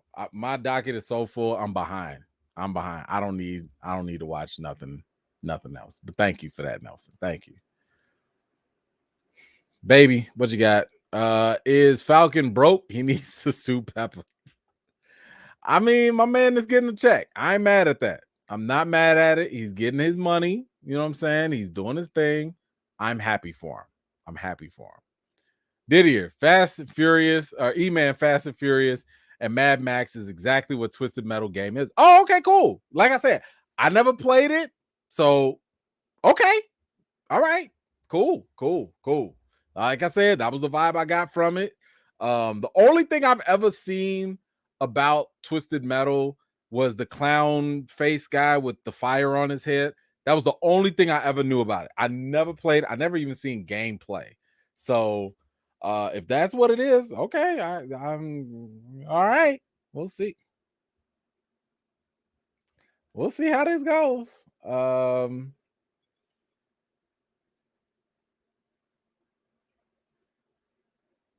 Dion, what you got? I like Anthony Mackie, but he picked a trash project, in my opinion. Listen, we'll see. I don't know if it's gonna be trash. I don't know. I don't know. Maybe it will. I don't know. I don't know.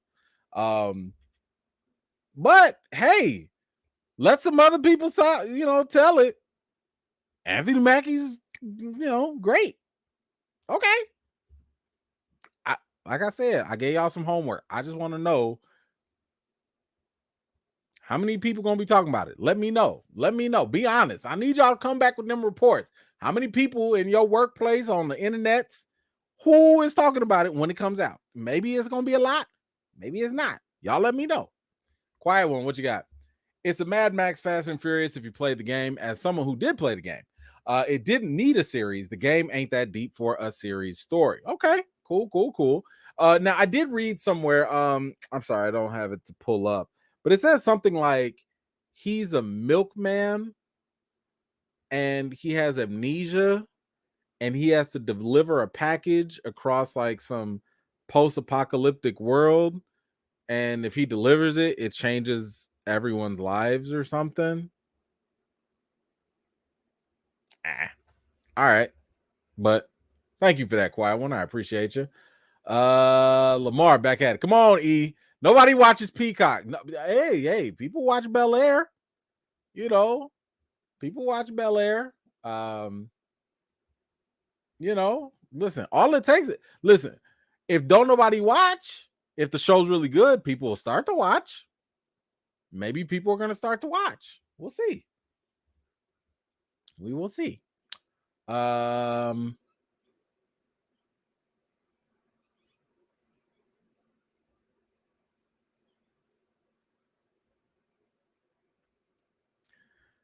John, what you got? Skip season 1, episode 1. You know what?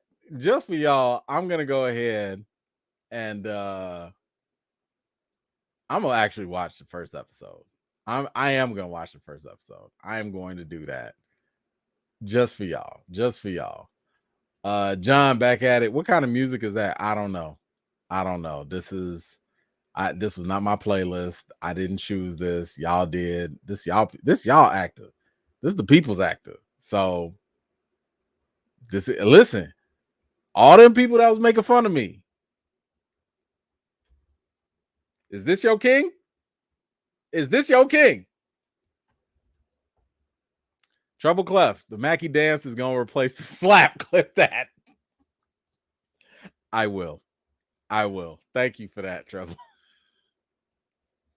I will absolutely do that. I will absolutely. Stop the madness, please. Deborah, listen.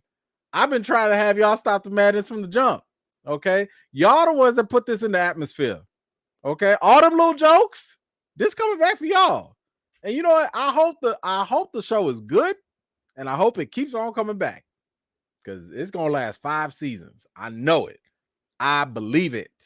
Thank you, Deborah. Nelson. They chose a bad song for this trailer. I don't even remember what song it is. I don't even remember, because that's how much I already forgot what happened. I stopped. Mo, what you got? Appreciate Tupac for taking these different roles. Don't do Tupac like this. Don't do him like that. And I think you mean Tupac and Martin Luther King Jr. and Clarence. There you go. That's better. Tyra, what you got? Damn, y'all strict around here. Can't even dance. I mean, ma'am. Gentlemen, start your engines. This I mean, he might as well put that Joe Budden in there. Pump it up. Pump. Y'all like that? Y'all like that? Okay. I mean, Tyra, you know what I'm saying? If you want to get on the dance floor, Mr. Mackey, I understand. I get it.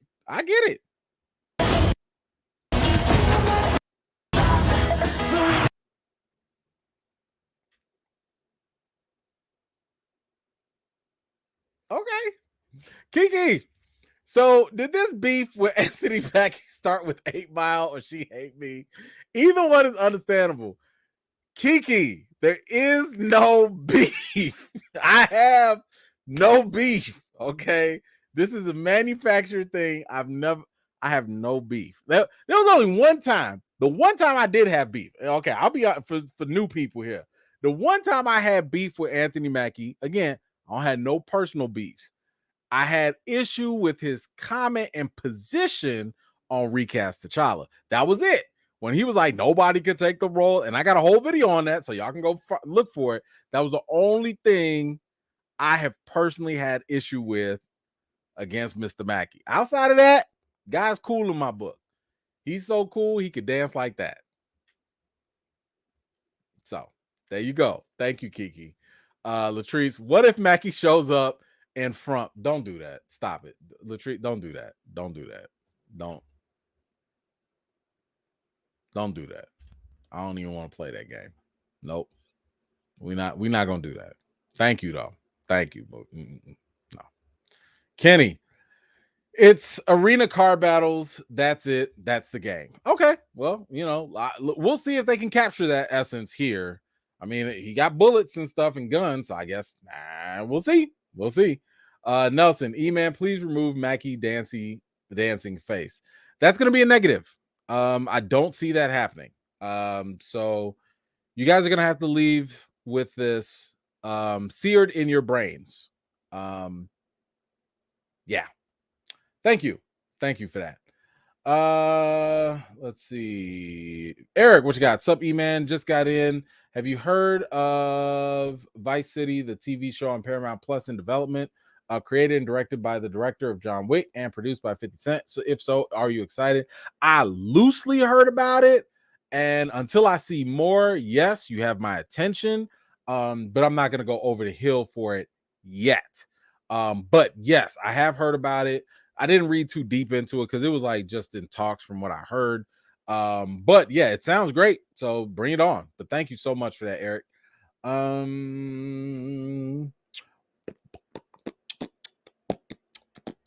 Is that it? Okay. All right. While I find the next topic, y'all just give me a second here. And we're going to get there. We are going to get there. Oh, I'm so thirsty. Hold on. Excuse me, y'all.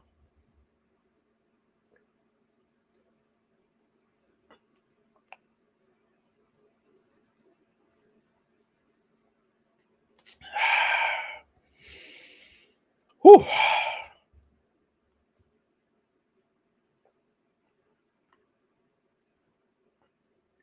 Okay.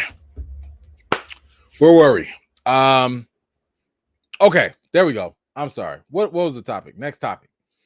Y'all make sure y'all let me know what you think about the Twisted Metal thing.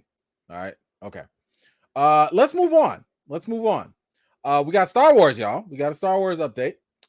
In case you did not know, Star Wars be capping. They be capping hard, right? How many times have we been told that this person got a movie coming up and that person got a movie coming up, and Kathleen Kennedy be like, ha ha ha, psych, or she'll be like, yeah, that never existed, even though the other person will be like, I wrote a whole script, ma'am. Yeah, it didn't exist. Like, we've been going back and forth with Star Wars and ACAP for a long time. Now, one thing that was rumored, but it fell through, was Damon Lindelof, who, in case you didn't know, he did, I believe he was involved with Lost, The Leftovers. He did Watchmen as well. This guy does really good stuff. Like, he's really, really good at what he does. And he was doing a script for Star Wars, and he also had Yahya Abdul-Mateen II, showing up as like the lead in this Star Wars movie. But Kathleen Kennedy came through, was like, not gonna happen. So we got a little update, and it turns out that it's not like usually people get busy and that just, like with Rian Johnson, who did Last Jedi. He was going to do a whole trilogy. Well, he's too busy with Glass Onion, so he just fell off.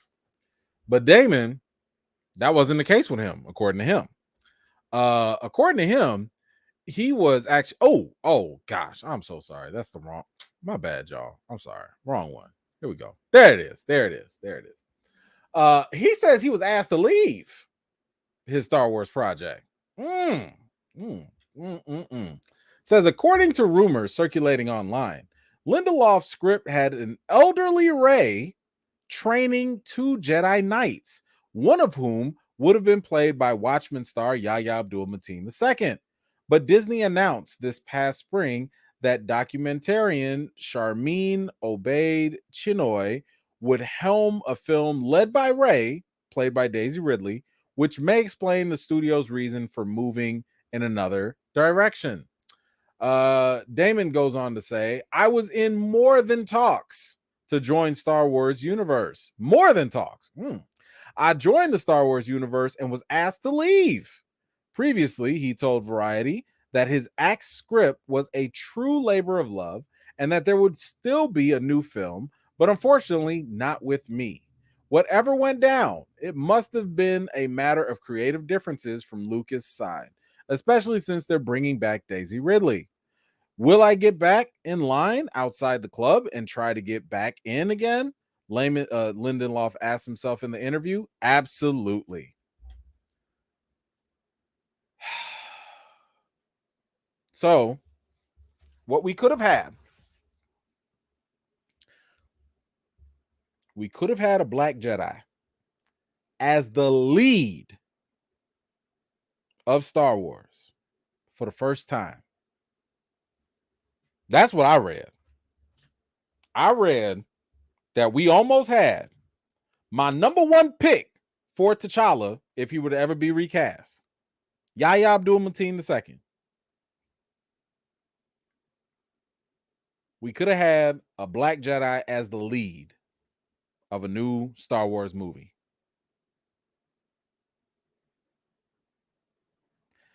Unfortunately, we're just going to have to wait because outside of Mace Windu, Kelleran Beck, and Finn, it's just not going to happen. So, according to this, actually, it was some rumors that came about in terms of like what he was trying to do. It says Damon's pitch for the Rey Star Wars film reportedly would have been set around 60 years after the rise of Skywalker, focusing on a very elderly Rey training 2 Jedi. Now, the current movie is set 15 years after the rise of Skywalker. Now, first of all, what y'all finna do with Daisy Ridley? Like, y'all finna just give her a streak of gray or what? Because I'm just saying 15 years that's a lot, right? But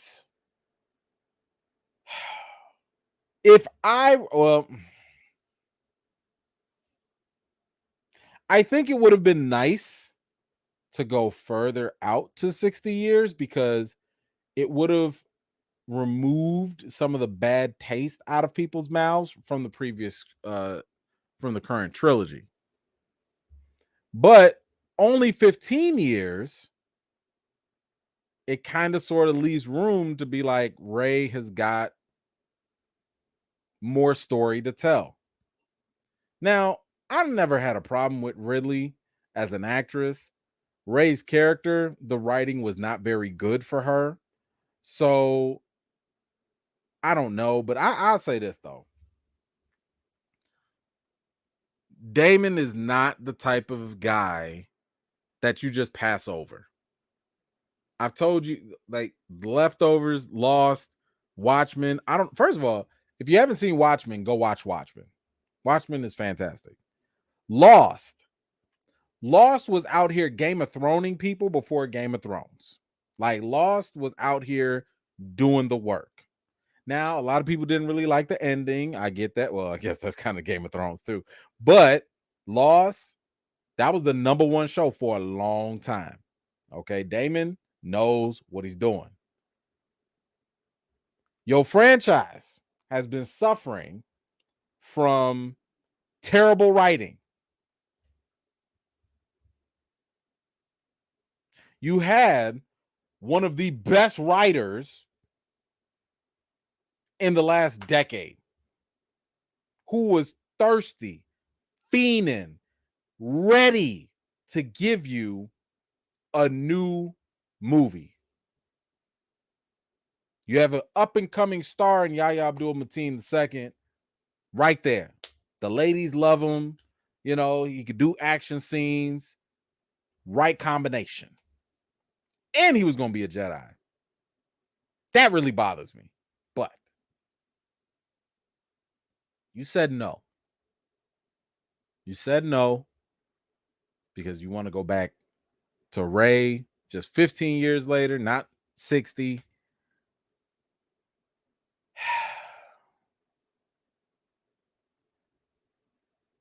This better be good. This better be good. And I say that because the same way, and I've said this about Marvel too, the same way we can give you praise when you do great stuff, you're going to catch this flack when the stuff don't go right either. You're going to get both.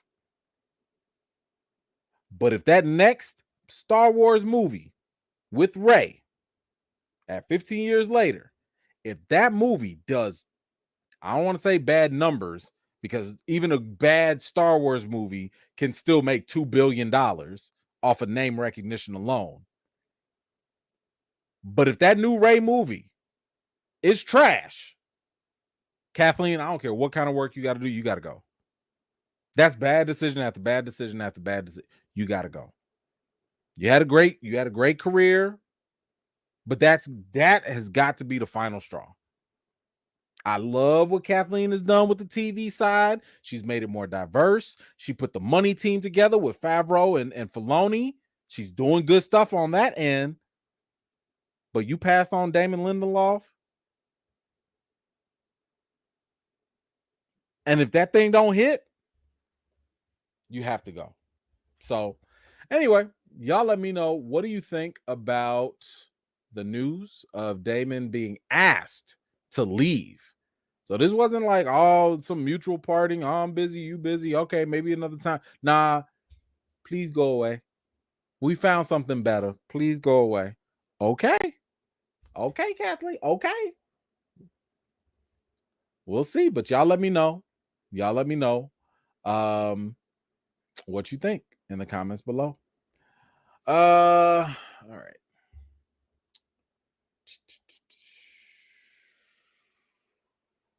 We're going to keep it on Star Wars real quick. Where's Boba Fett? Have y'all seen Boba Fett? Apparently, the actor for Boba Fett, Tamara Morrison, was nowhere to be found in the latest season of The Mandalorian. And at a recent comic convention, he talked about that. And this is what he said. I was supposed to be in The Mandalorian season 3, but nobody rang me. I was waiting for the phone call in New Zealand, waiting and wanting to give up. Damn. Now, previously, he had said this about Mando showing up in his show. He said, well, that Mando guy stole a few chapters of my book. It was painful watching him turn up with some black new lethal sword. And the way he turned up in my Book of Boba Fett, Book of Boba, he just destroyed everybody. I'm sure this guy is ruining my show, but I couldn't say anything. I'm not the writer, so I have to bear it, I guess. Damn. So, to be clear, y'all brought this man back out. I don't know if he was retired or not, but y'all brought him back out, gave him a whole show with his name on it, gave him only 80% of the episodes. The other 20%, you let another Mandalorian come and take over completely with some of the most epic like cameos and moments of the entire show itself. And then y'all couldn't even call this man to show up in the other season of The Mandalorian. The other season that was struggling, by the way. The Mandalorian season 3 was not very good. It was struggling. And y'all couldn't get this man a call?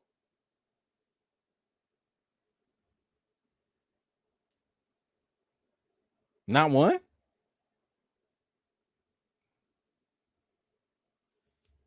It was so bad that now having somebody else show up in your show and take over is now deemed getting Boba Fetted.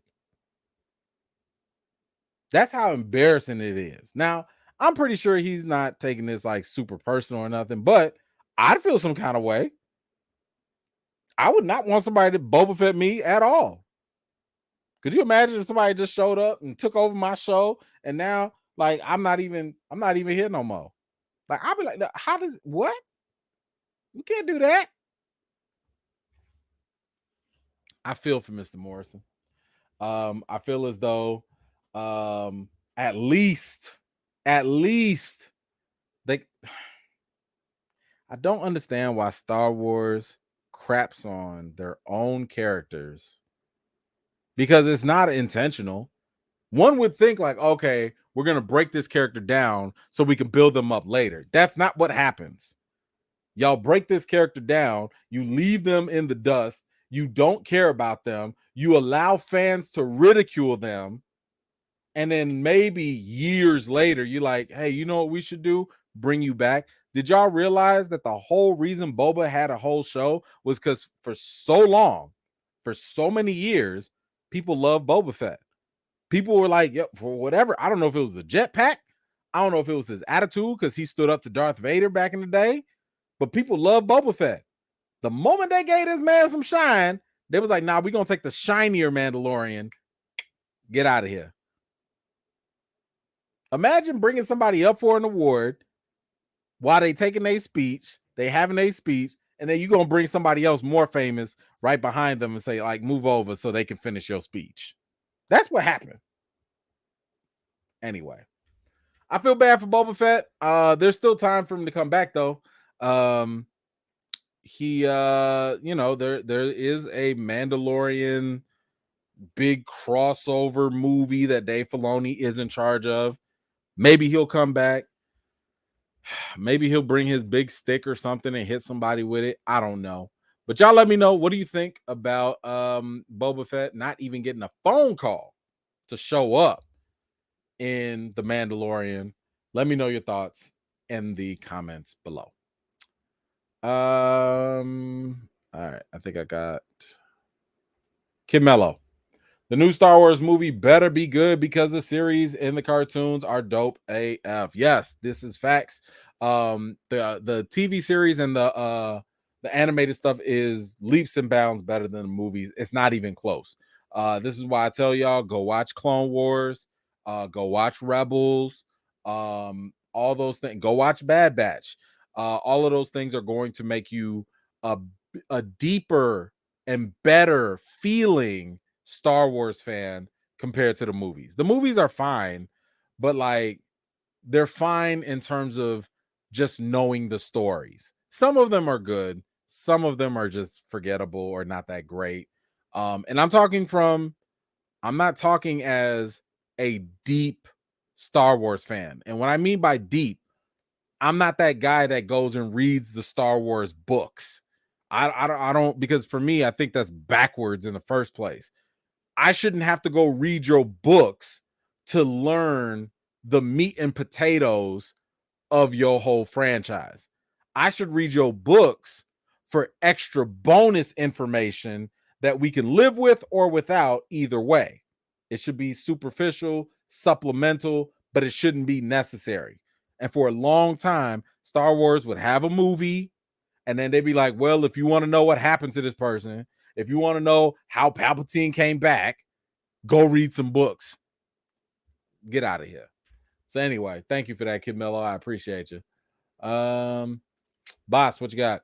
What's worse is that Lindelof has been very smart about having a good writer's room, women that can write, dimensional women, people of color that can write, non-tropey people of color. Star Wars writing has always been whack. Facts on facts on facts. And this is one of the reasons why I really appreciate this guy and his work. That's why I'm like, out of all the people you parted ways with, out of all the people you was like, nah, this ain't gonna work out, Damon is the one y'all say no to? Damon is the one y'all say, we don't need your services no more? Like I said, whatever else y'all got cooked up, it better be gold. Because just like Marvel passing on the John Wick directive, which I'm still mad about, this could be one of your other big mistakes. I'm going to leave some room because maybe this other director is going to do fine. I'll leave some room for that. But if it fails, we always going to be looking like, but you could have had Damon. You could have had the guy that has like a hot streak right now. And you chose otherwise. Not a good look. Thank you for that.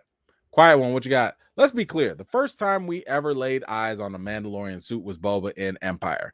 They are treating him like Blade. Woo-wee!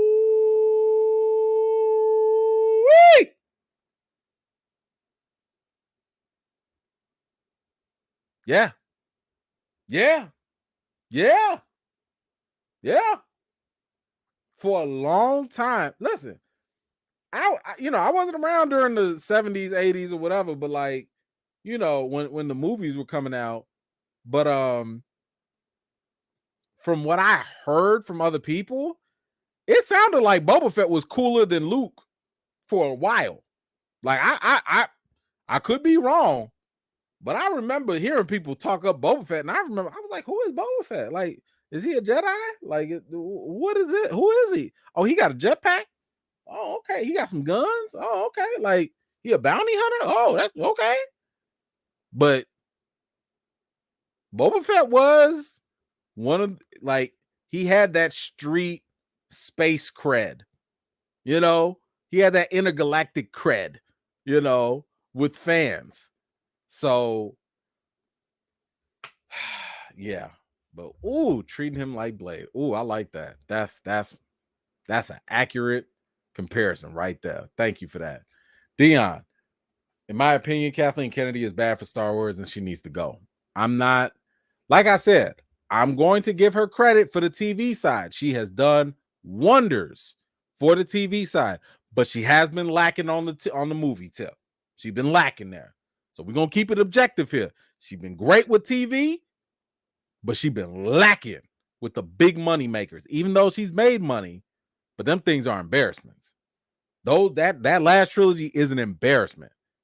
Because imagine if you had made that movie that earned you, I mean, each of those movies were up to $2 billion or at least over $1 billion. Imagine if those movies were actually good. They could have been number 1 in the box office instead of now, number 4, number 5.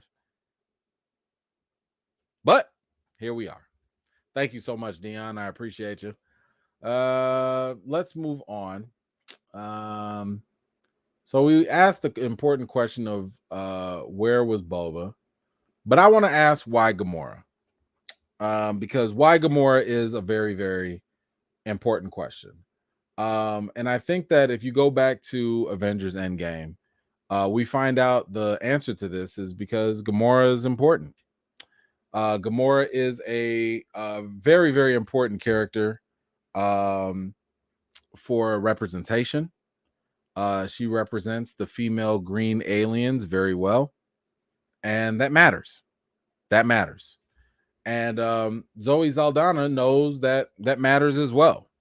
Matter of fact, it matters so much that she hopes Gamora lives on despite her stepping down after Guardians of the Galaxy Volume 3. Okay? And I want y'all to listen to this very closely. She says, I think the time has come for me to step down and for the next generation to come forward. The one thing I would not want is for Gamora to go away. She's been such an impactful character for fans, and especially female fans and young fans. I would love for Marvel to figure out a way to find that next generation of actors that can incarnate these characters and give them this immortality that fans generationally keep coming back to. But me per se, I mean, I signed up for 1. I got 10 years. Lucky me, man. I have no complaints. And I'm moving on with such grace and gratitude in my heart.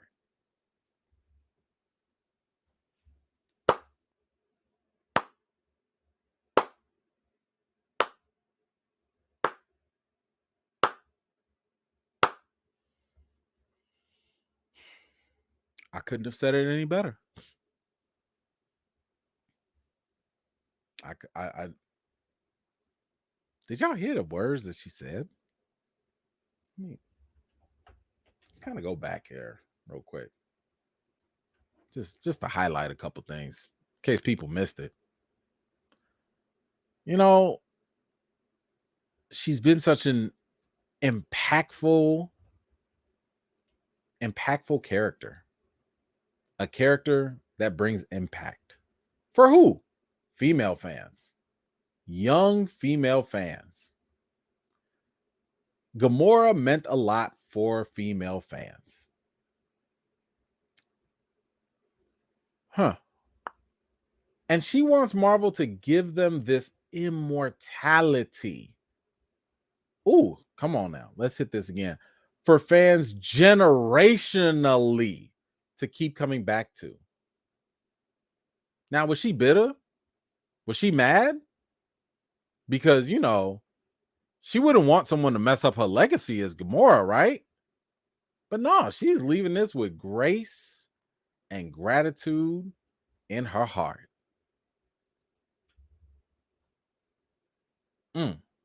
That's, to me, a beautiful thing. Because this actress understands the portrayal of Gamora is so impactful. And I don't mean to be rude. And maybe I could be on this. But I didn't know Gamora was that impactful. Maybe because I'm not a young girl, right? Maybe because I'm not a female. Maybe because Gamora is still kind of like a supporting character. But nevertheless, even though she is still a side character, Zoe believes that she still belongs for the next generation.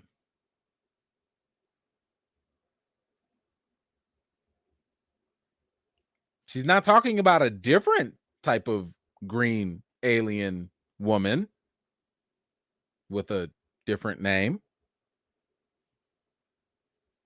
She's talking about the same character to continue on and to keep being seen, to keep inspiring future generations. I think that's beautiful. Yep. I just think that is very, very beautiful. And shout out to all the little girls that want to go green. And yeah, I think that'd be great. Y'all let me know. What do you think about Zoe's brilliant, insightful, amazing comment and her thoughts? Let me know what you think in the comments below. Let's see. Ms. Makiba, what you got? Wish I could post Charles S. Dutton as a comment. Well, yeah.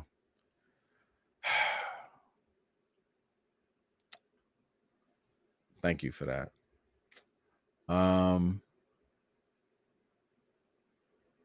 Did I miss somebody? Did I miss somebody else? Hold on, I'm gonna scroll up real quick. Man, what a concept, y'all. What a concept. Letting the role go on. Nothing about legacies being tarnished.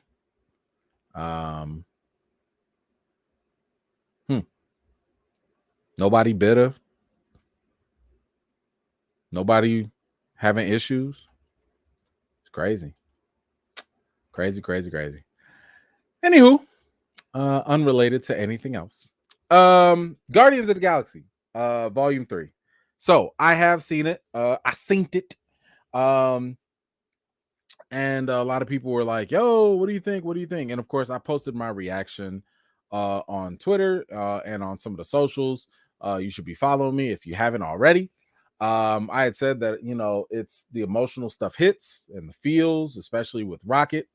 You know, it is a good closure for the trilogy. Seemed like a long Disney Plus special. And as a comic fan, I didn't like a certain character interpretation. And overall, it's fine. it's fine. Go see it. Right. So, I'm not going to do a full review here. I am going to do my full review a little bit later. Like I told you, I've been kind of swamped with stuff. So, the movie doesn't come out until next week anyway. So I'll get that out before you guys. But I will go ahead and tell you a little bit about, just how I felt, about it. I'll expand on some of my thoughts a little bit since the embargo lift, but I'm not going to spoil it either. Yes, some of the emotional stuff does hit. This whole thing is about Rocket. It's basically Rocket's story. It gives you a background of like where he came from. And again, these are things that you could see from the trailer anyway. And James Gunn does, I think, a pretty good job with most of the emotional stuff. Sometimes he kind of forces it in a little bit. But I think for the most part, it works.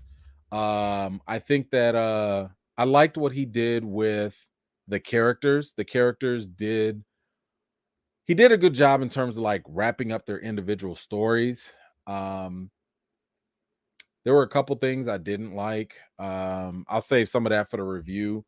But I will say that, yeah, one character I'll just say it now since, the people watching might not be the ones watching the review when it drops. I hated with a passion what he did with Adam Warlock. Absolutely hated it. It was the dumbest thing I'd ever seen. It was terrible. Now, some of the action scenes were cool. Some of the action scenes were fine. But the interpretation of Adam Warlock is trash. Now, let me be clear. I'm saying that based off of as a comic fan, right?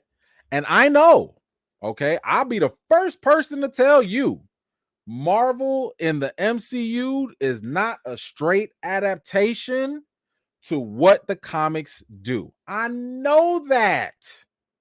You ain't got to come into my, DMs talking about, well, it's actually not the same thing. And the MCU is not really made for a comic fan. I know.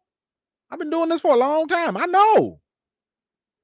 But I still did not like the interpretation that he did with this Adam Warlock. He was actually one of the worst characters because he was distracting and stupid and dumb. I did not like it. Does it make sense? Yes, it makes sense. Yes, I know. I'm not saying that it just didn't fit or is bad writing. I'm saying I didn't like it. And it was atrocious. Let me give y'all an example. And this is a rough example, so I'm not trying to spoil nothing. Let's say, what's a character all y'all know? Let's say we got Wolverine, right? If you say you have Wolverine, what y'all know about Wolverine? He mad, he angry, he violent, and all of that. Okay. Imagine if Wolverine pops up on screen, pops out his claws, and starts passing out ice cream to everybody. And he starts giving everybody hugs. And he starts singing Kumbaya. Now, if you don't know who Wolverine is, you'll be like, ha, ha, ha, ha, ha, ha, ha, look at that guy. He's so cute. Ha, ha, he's cute. Ha, ha, ha. So, yeah, if you're not a comic fan, you'll be like, oh, okay, I guess. But if you've seen even a lick of Wolverine, you're going to be like, what the hell is that? What the hell? What the hell? What was that? That's how I felt with Adam Warlock. I was like, what are you doing? Why are you doing this to him? I felt bad for Will Poulter. He was the least interesting character in the entire movie to me. I was like, why would you do this to him? So, yes, that is one of my biggest issues in this movie. Now, does it break the movie? No, I don't think that's the case. But it definitely didn't help it. Like, this movie would have been just fine, in my opinion, if you just took him out. Does he have a cool couple action scenes? Sure. But I've told y'all before, action scenes don't help. One or two little action scenes don't make a movie great. You still got to have a good story. You still got to have good writing. And I thought it was atrocious for him. Now, I say that because some people are not going to mind. Some people are going to take the interpretation for what it is and have a good time. And I understand. I understand. And y'all can have them. Y'all can have them. If you are not a comic fan, you don't know nothing about Marvel, and if you like it, that's fine. Don't let my feelings about it alter your experience. I can only give y'all my experience. I can only give y'all my opinion. And he was trash. There was no, if Marvel said we about to do an Adam Warlock movie right after this, I'd say, please stop. No, thank you. That's how uninterested I am based off of what James Gunn did with his character. So, I do have some other bad things that I didn't like. But like I said, it does feel like a Disney Plus special. It is long. It feels like a good 3 hours. It's a long movie. And there were things that they could have cut. Like, I know some people are like, I don't know where to cut. Oh, I could tell you where they could cut. Okay. They could cut a lot of stuff out of that movie to help it out. But I would say this, if you've watched the Guardians of the Galaxy holiday special, if you like that, you will have a good time with this movie. It's more of that. I like the set design. It was very visual, very nice looking. Like I said, the stories were cool. Both. There are 2 post-credit scenes. I don't care about neither one of them. Neither one. No, just don't care. So, ultimately, do I hate the movie? No. Do I love it? Hell no. Is it fine? Yeah. Yeah. You want to go see it in theaters? That's cool. You want to pay $5 Tuesday? That's cool. You want to do the matinee? That's cool. You want to wait till Disney Plus? That's cool. You want to skip it? That's cool. Take that however you want. Take it however you want. But if you are interested in seeing my full review on this, check out themovieblog.com. And of course, stay tuned, stay subscribed. I will post my video on this. Again, y'all got pretty much a good gist of it. But I will say it is a good wrap up for a trilogy. You know what? I'm finna talk about something else. I'm because we family here. We can talk. I got issues. And it's not about this movie right now. It's not really about this movie. Part of my issue, and let me be very clear. If somebody genuinely likes or loves something, I'm not knocking that. Everyone is entitled to their opinion. Everyone. And that includes even if you hate it, right? But I be getting real suspect, just real suspect of this pendulum swing when it comes to these reactions to movies. Here, check this out. On my post, I literally said, overall, it's fine. Go see it. Okay? Look at this. Look at this. Overall, it's fine. Go see it. Why do I have people saying, why do you hate this movie? Do you like anything? What is happening in our world today? What is going on? How do y'all take it's fine, go see it, and translate that as you don't like this movie? I think that this is indicative of a bigger problem, and I blame social media. We have gotten to the point where if you don't love something and you're saying, let's go, I love it. If you're not saying that, then you a hater. And if you sit here like, it's trash, it's woke, it's garbage, it's this, then something's wrong. Like, why can't people just be okay with things? Why can't we just like and not love stuff? And then on top of that, I'm hearing people say stuff like, man, this is the greatest trilogy in Marvel. I'm like, excuse me, did Captain America just fall out the window? Like, y'all just forgot about Captain America? Y'all didn't say nothing about Volume 2 of Guardians. Y'all was mighty quiet about Volume 2 for a long time. But now all of a sudden it's the best trilogy in all of Marvel? And then y'all go also fix y'all mouths and sit here and say this is the best movie since Spider-Man, since Endgame? Like Spider-Man No Way Home just didn't come in here and make $1 billion during the pandemic? Are y'all serious? This is my theory. Again, if you like something and love it, you are entitled to it. I'm just giving my outside opinion. It don't have to apply to you or anybody else. I believe we have gotten to a point where we've been spoiled. Right? So take the whole thing with social media, and then take what's been going on with the Marvel Cinematic Universe and comic book movies. We have never, ever, ever experienced what Marvel did with Infinity War and Endgame. Ooh, both them movies had us in a chokehold. Them movies were so good, we thought Captain Marvel was worth watching. We thought that. And we gave it $1 billion. That's how much Infinity War and Endgame had us in a chokehold. Okay? When you go to that top, and I'm going to check some of y'all on this too. When you hit the top with Infinity War and Endgame, I told y'all what's next. When you climb a mountain, you got to come down, right? When you climb to the top, you have to come down.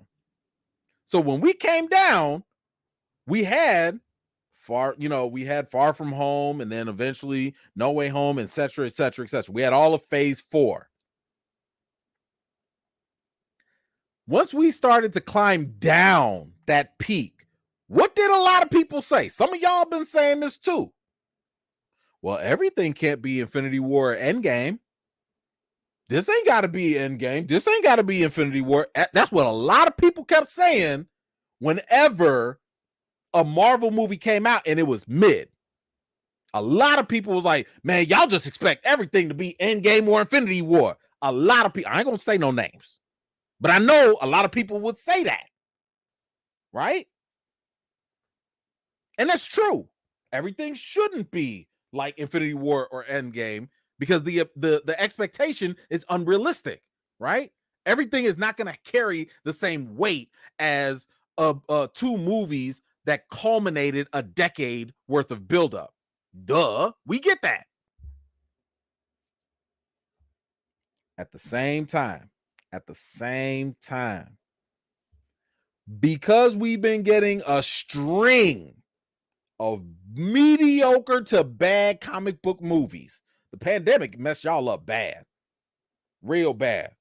Some of y'all mess around and watch Venom 2. Where's Mara Sharice? You in here? I know you've been watching that.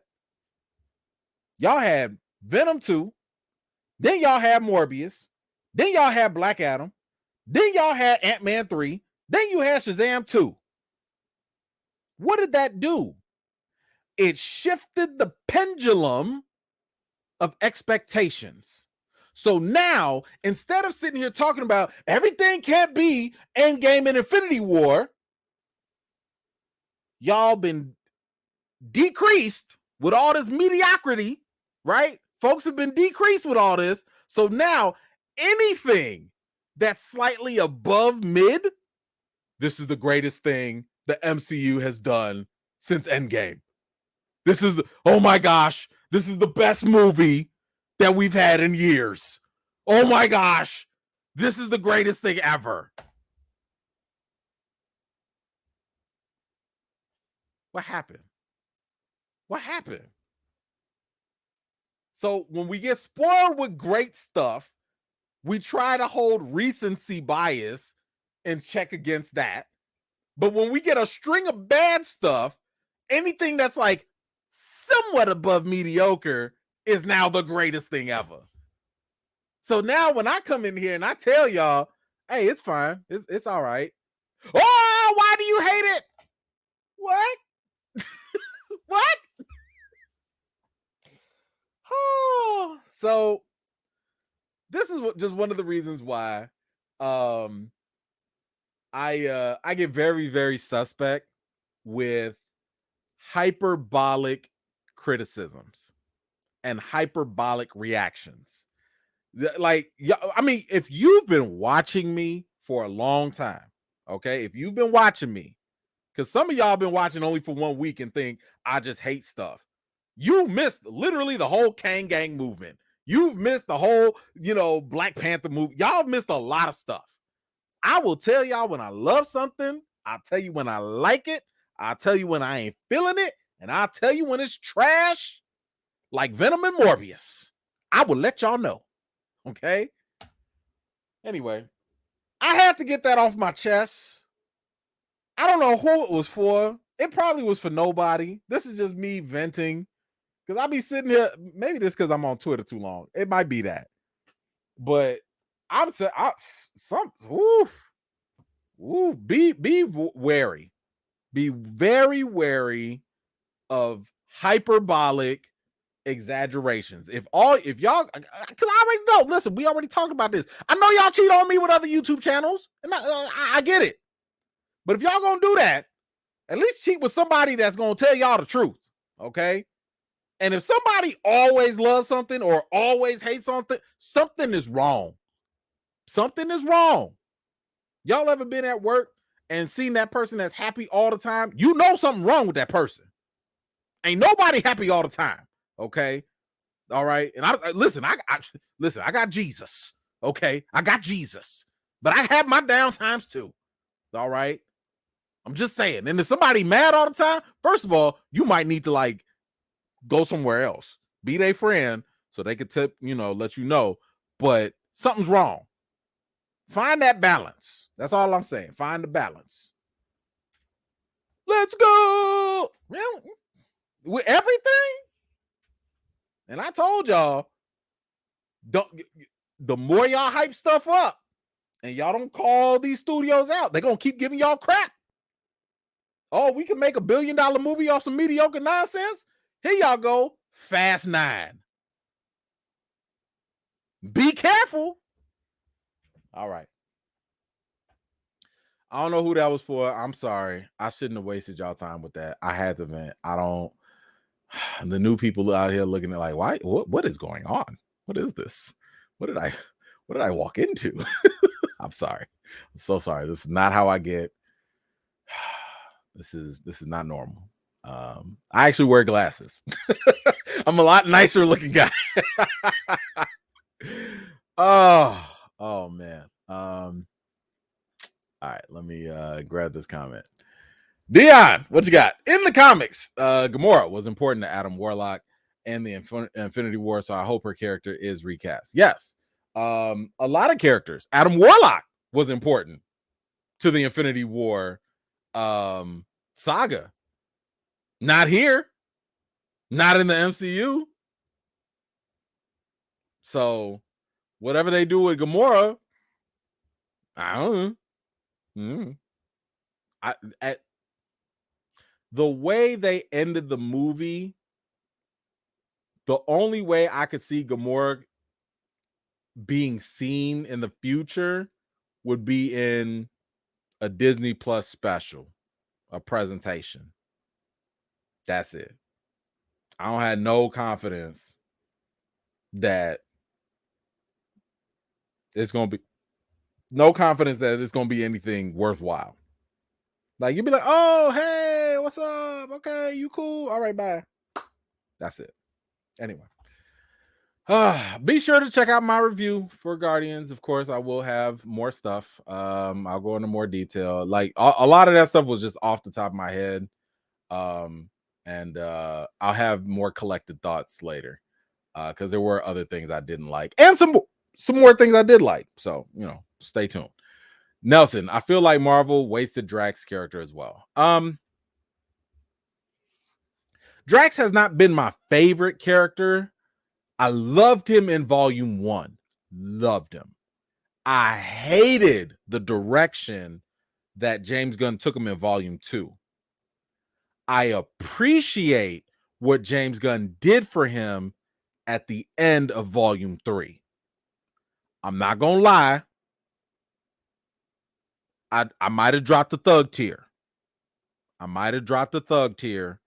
For Drax. Not going to tell you why. At least not now. We'll talk about it later. But I really appreciate what James Gunn did with Drax in Volume 3. So I wouldn't say he was completely wasted just because of how they capped off his story. I'll leave it there. Nelson, back at it. Any connection to the multiverse saga? No.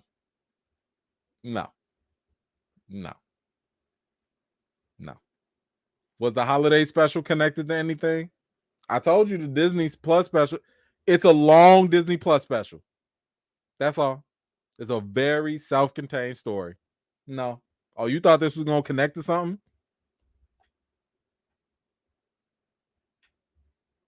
No. Quiet one. They should have gave the Russos the Adam Warlock character in Endgame instead of giving us Captain Marvel. Yeah, I said it. That would have been more comic accurate, I think. Personally, I think they fumbled the ball with Captain Marvel in the first place. I've told y'all this before. The biggest problem with Captain Marvel is the fact that she has the Superman problem.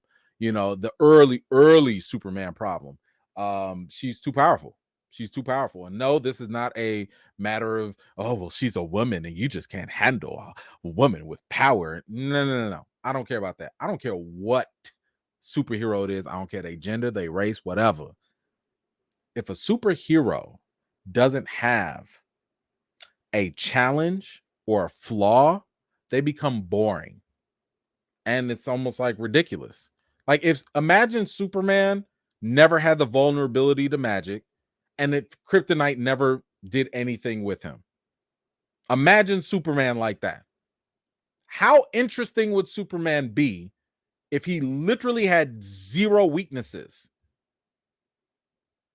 It's not good.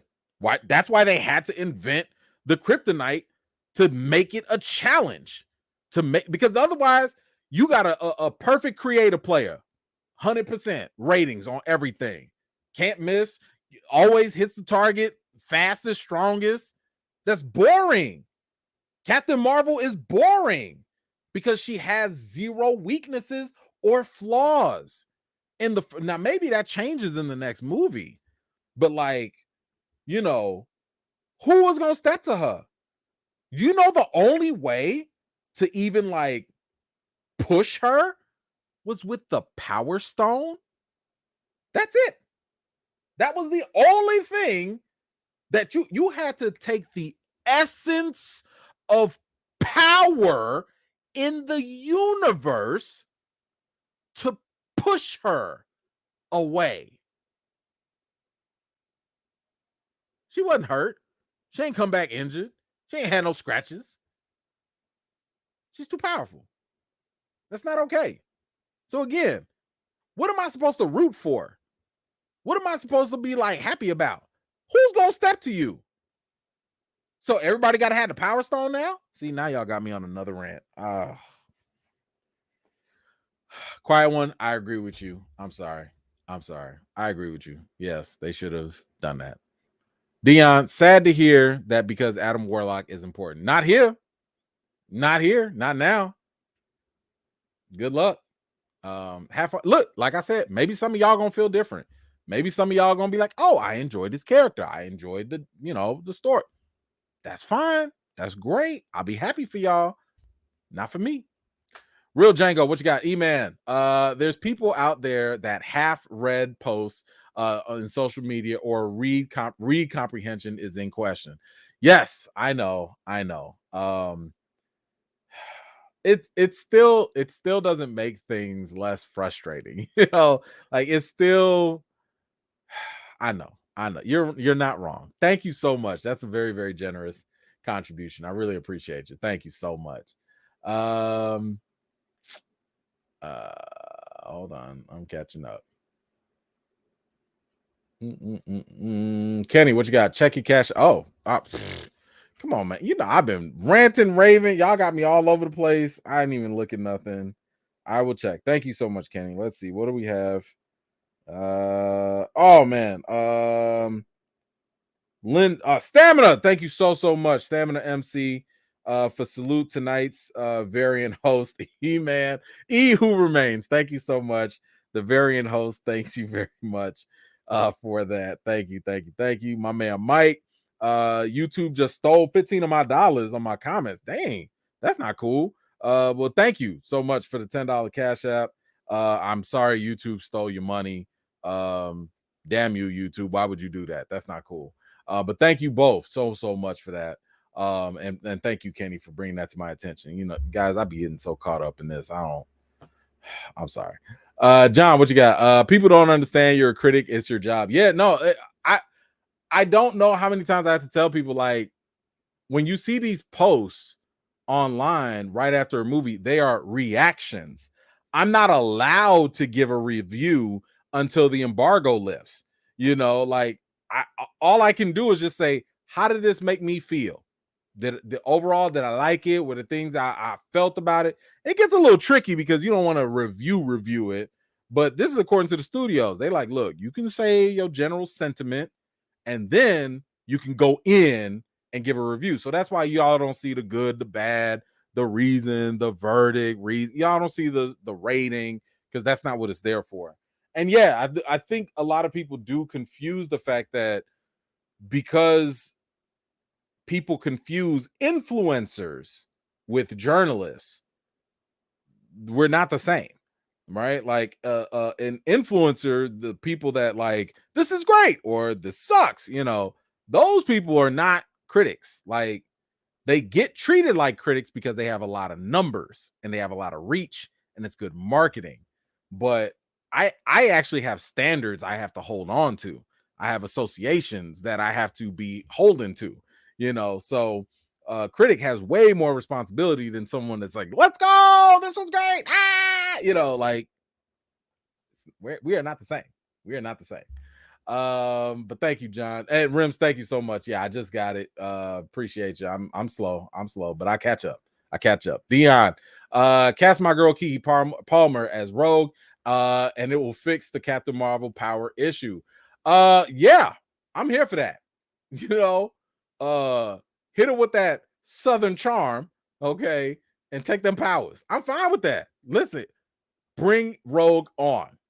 Bring it on. I'm with you. Thank you so much. Tony Movie, what you got? Random question, but why do you think that the old regime of Warner Brothers and even Joss Whedon hated Zack Snyder, and old executives act like he's to blame for the mess of the DCU, even though he's a great guy? I don't know if they hated him, but if I had to guess, I think Zack Snyder on a personal level is a great guy from what I've seen and from what I've heard. On a business level, Zack Snyder is not always that nice.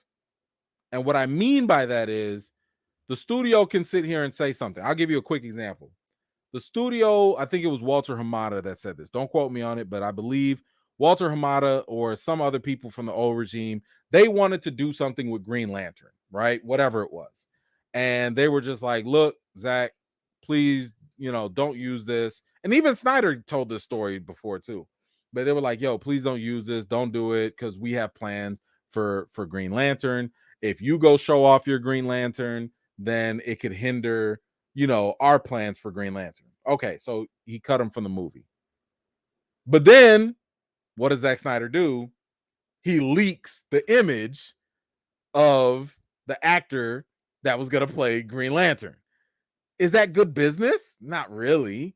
You know what I'm saying? Now, does that appease the fans? Sure, it gets the people going. It's getting, it's all good, but that's not good business.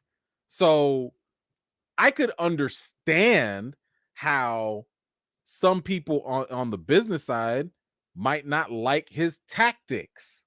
Now, does that mean he's a horrible human being? Does that mean he's trash? No, I don't think that.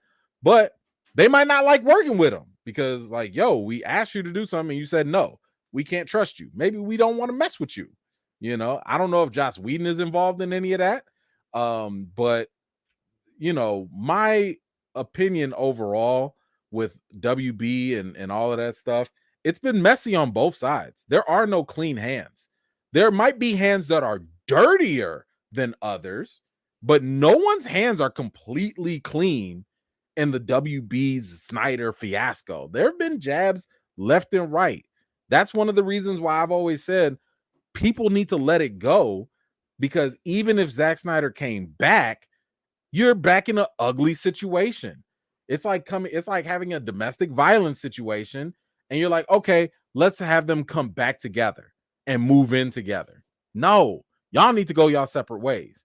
So that's why I really root for Zack Snyder, and I'm happy for him that he's moved on to Netflix, and they gave him his own sandbox. They was like, man, Rebel Moon, do whatever you want, create whatever you want, because if you know Zack Snyder, he thrives best when he's able to do what he wants with no expectations. No one knows what Rebel Moon is about. No one has any previous expectations on it. So whatever he says goes. And now my man can shine. So he ain't got to deal with no studio drama. The studio can go do whatever they want at WB. He can do whatever he wants. But as far as like any other speculation, I don't know for sure, but I'll just say I'm glad that they are just apart and people can just cook in their own kitchens. Thank you so much for that. I really appreciate you. I want y'all to know that we are hitting the 3-hour mark, and I blame all of y'all. It's not my fault. It's not my fault. Ma'am, they're not lies. They asked me lots of questions. They wanted to see Anthony Mackie's trailer for 30 minutes. I did not do this. Ma'am. All right.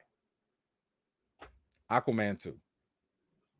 I'm not going to go deep into this because I have multiple videos on why Aquaman 2 will be or showed signs of having red flags. So I won't go into it. Y'all go check out my videos of all the red flags for Aquaman 2. Just to give you quick context, one of the reasons was Jason Momoa sat here talking about that he wrote a 50-page treatment of a script. Matter of fact, let's just read it. Let's just read it. And yeah, I'll read it for y'all and that'll go quicker. The beautiful thing about Aquaman and the Lost Kingdom is me and my partner wrote the first treatment for it, and it was about a 50-page treatment, and a lot of it has to deal with me talking to the UN about what's happening with melting ice caps. There's no far-off galaxy coming to destroy us, no aliens from another place. It's us ruining our planet. We need to get it together and save our home. I've already told y'all that sound whack. I've already told y'all, don't nobody want to watch no Aquaman Captain Planet movie, okay? You ain't got no aliens. You ain't got no villains. You ain't got nothing. You ain't fighting. Nobody want to watch Aquaman on C-SPAN. I told y'all that already. We cleared that up. But y'all, there's some hope. There's some hope. In a new interview, Momoa disclosed that his story treatment for the second Aquaman film ended up being shelved during production. As the publication writes, Momoa says Warner Brothers bought but did not follow the treatment completely. That bugs him and spins him into an impassioned, salty riff. Oh no! Darn you, WB! How dare you get rid of his 50-page treatment about Aquaman and the UN. I'm so hurt. I'm so hurt. That right there probably saved Aquaman 2. And I'm happy to hear that somebody at WB had the common sense to put a stop to this. So this is great news for Aquaman 2.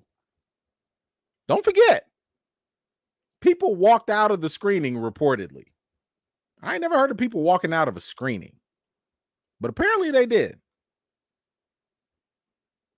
But somebody had some sense to be like,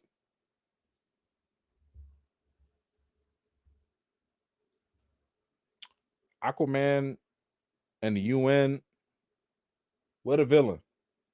Ain't no villain. Where the aliens? Ain't no aliens?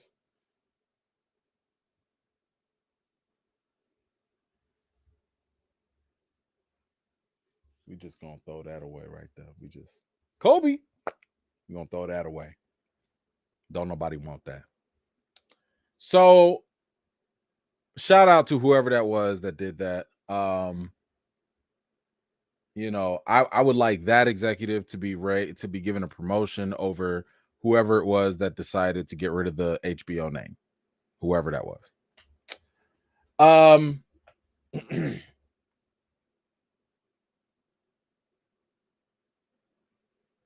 I don't care about the rest of that. We're gonna leave it at that. So y'all let me know, what do you think about the fact that Jason Momoa's 50-page treatment script got tossed, and he feels salty, but I think this is an absolute win.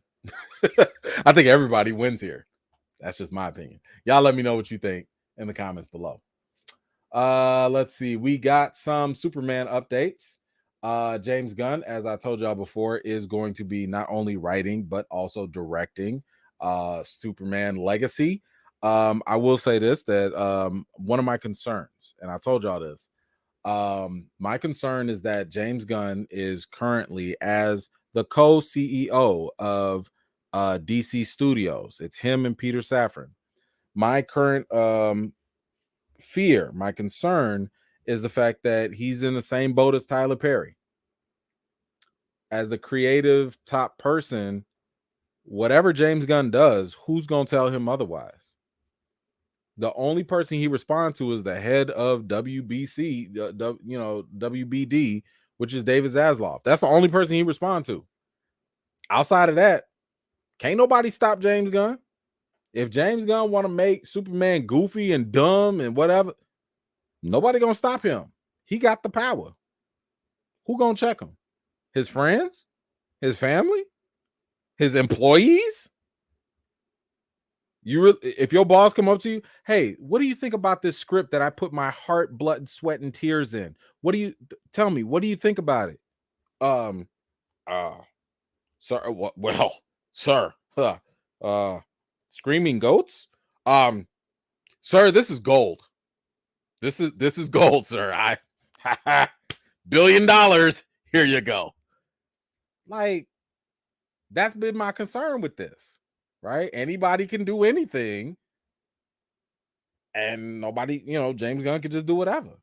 So I will say that when I heard this news, this update about his direction for Superman Legacy, it did make me feel a little better. James Gunn says that Superman Legacy is not a comedy. He says it's easier to take a character nobody knows, like the Guardians of the Galaxy or Peacemaker, and then do whatever you want with them. People in every single country in the world know the story of Superman. The filmmaker went on to ask how he could make Legacy different from the Superman movies that have been made so far, but also have it respect all the Superman movies that have been made so far. He concluded by saying that it just took him some time to try and figure it out, and adding that Legacy isn't going to be a comedy, as Gunn is dedicated to bringing a genuine superhero to the silver screen. Thank you. Thank you, sir. Thank you. That's, oh my gosh. Like, this was my concern. This was my concern that James Gunn was going to come in here and make Superman some slapstick, happy, goofy, go lucky Boy Scout in blue. Like, I thought that's what we were going to get. So I'm happy that he's taking this a little bit more seriously, and he's not going to give us that, because it had some potential to get whacked. But he does go on in another interview. He says here, when asked about like what he wants in Superman, he said he hasn't found its leading man just yet, but the production is considering some really great choices. He also explained exactly what he is looking for in his Clark Kent. The next Superman has to be someone who has all the humanity that Superman has, but he's also an alien. It's got to be somebody who has the kindness and the compassion that Superman and be somebody who you want to give a hug. And by the way, it's not Chris Pratt. Maybe if he was a little younger, but it's not Chris Pratt. So many thank yous. So many thank yous. I'm glad it's not Chris Pratt. And I'm with him. I like the idea that, yeah, Superman should be that hero that kids look up to, that people want to aspire to be. Like, he should be that beacon. And yeah, he should have that level of humanity where, like, yeah, like, man, he's so dope, I want to give him a hug, right? Cool. I can dig it. I'm fine with that. My goodness. It was going to be a bomb. Listen, that's two good pieces of news for DC right there. You ain't going to have that 50-page treatment from Aquaman. And we're not going to have some slapstick comedy with Superman. I like this. I like this. I like this. But y'all let me know. You let me know. How do you feel about James Gunn and his take on Superman Legacy? Does this give you confidence? Does it make you feel better? Let me know your thoughts in the comments down below. Natalie, what you got? Thank you so much. Back home in Shy, mad late replay gang. All good, Natalie. Take your time. Go ahead, play it back, catch up. We'll probably still be here. But thank you so much for being here. I appreciate you as always. Sim, what you got? Late getting on tonight. We'll catch the replay. Just send a little support. Sim, thank you so much. Really appreciate you for that. Thank you. Let's move on. Now this is something that is near and dear to my heart. While I have talked about Aquaman, Superman, all that, one thing that has been severely lacking for a long time, and I'm talking about even in the comics, has been the portrayal of Black characters in DC. When it comes to the movies, not really all that great. A little something in animation here or there, right? And I will say that, like I said with James Gunn, back, I think this was back in February, I posted something on Twitter because he was all active and everything. I posted something that he actually responded to. And I said, like, look, he made an announcement that Jon Stewart was going to show up in a TV series and that Amanda Waller was getting her own show. I said, look, hey, James Gunn, thanks a lot. Thank you for giving us these Black characters on TV. But which character is going to make history and be the very first Black character as a lead in the DCU? I was very, very specific in what I asked. He did not respond, but he did react. He liked my comment. Great. Because what that lets me know is you on notice. That lets me know that you saw my comment. And that lets me know that you see that people are watching for when you put a black character as a lead in your movie in the DCU. Now, just a little background. Milestone Comics. Milestone Comics was a group of black comic book writers that came together. They were working for DC and stuff. They came together and they were like, man, like, you know, we writing all these Superman and all these other characters and stuff, but like we don't really see nobody that look like us. So these brothers came together and they basically made their own version, their own subset of characters that were black, right?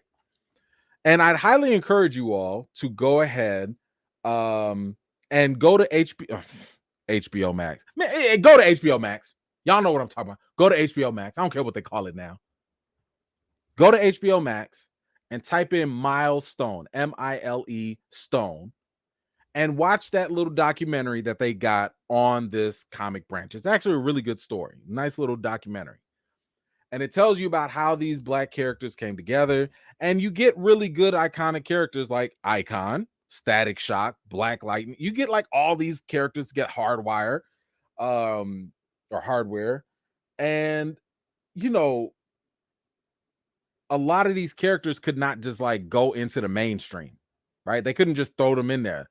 They had to be kind of like a subset, you know, but they were like popular. I mean, I watched Static, the cartoon show, when I was a kid. I liked it. And that show was pretty good. It was pretty good. So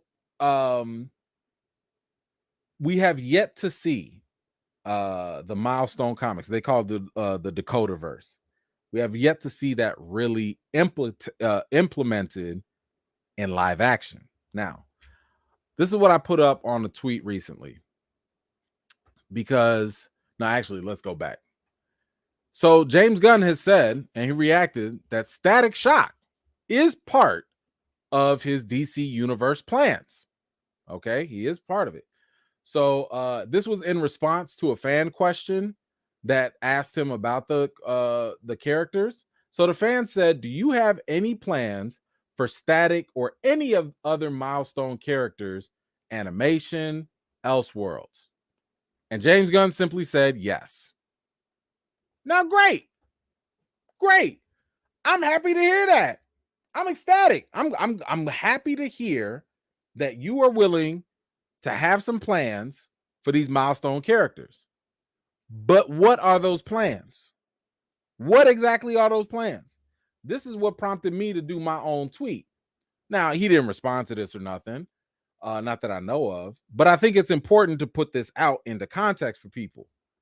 Like I said, I'm happy to hear James Gunn has plans for Milestone characters, but DCU live action is greater than Elseworld films, is greater than TV series, and it's greater than animation. What does that mean?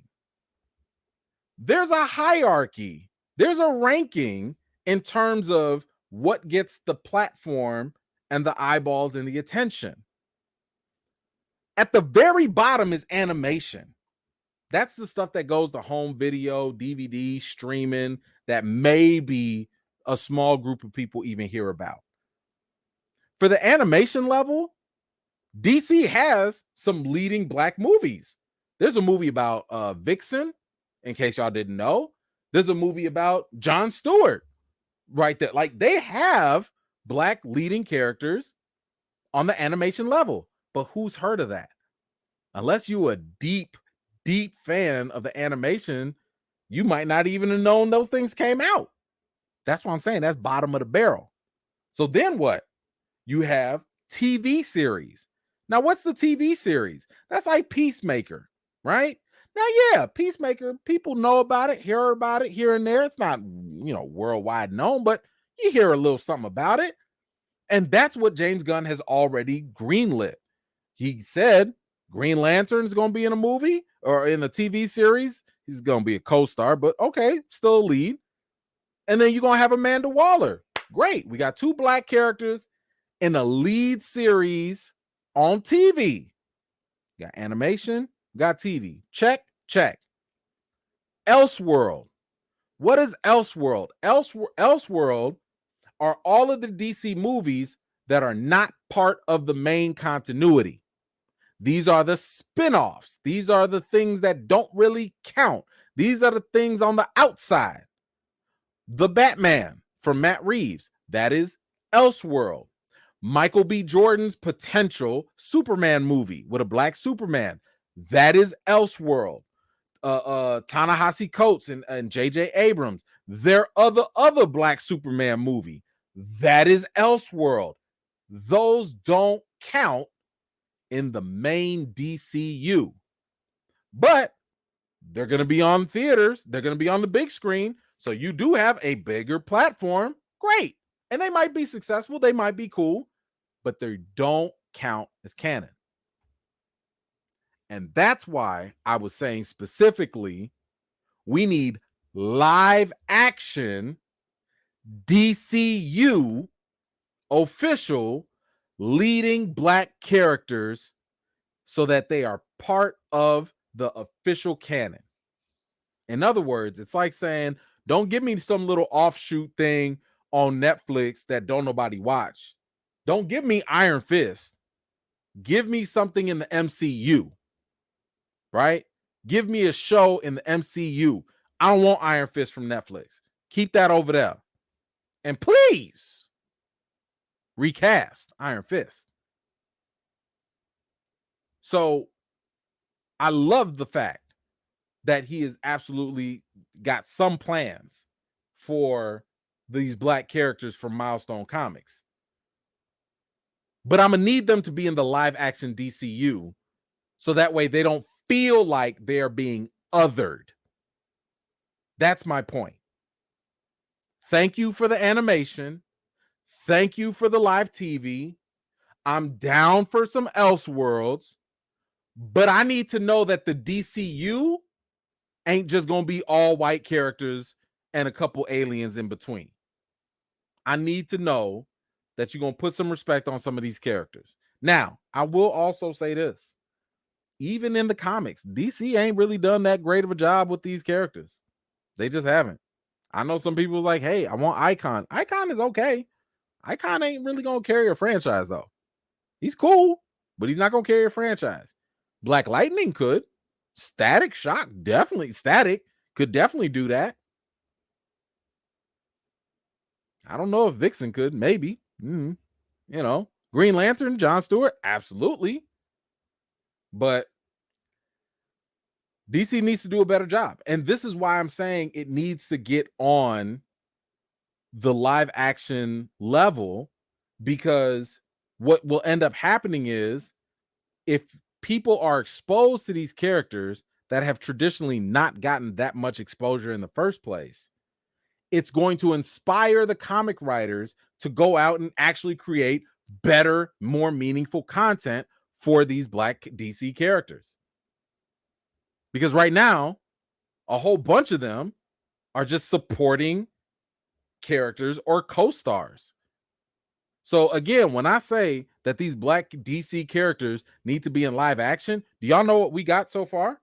In the entire history, and somebody correct me if I'm wrong, the entire history of DC, when it comes to live action black characters that are leading a movie, 1997 Steel with Shaq.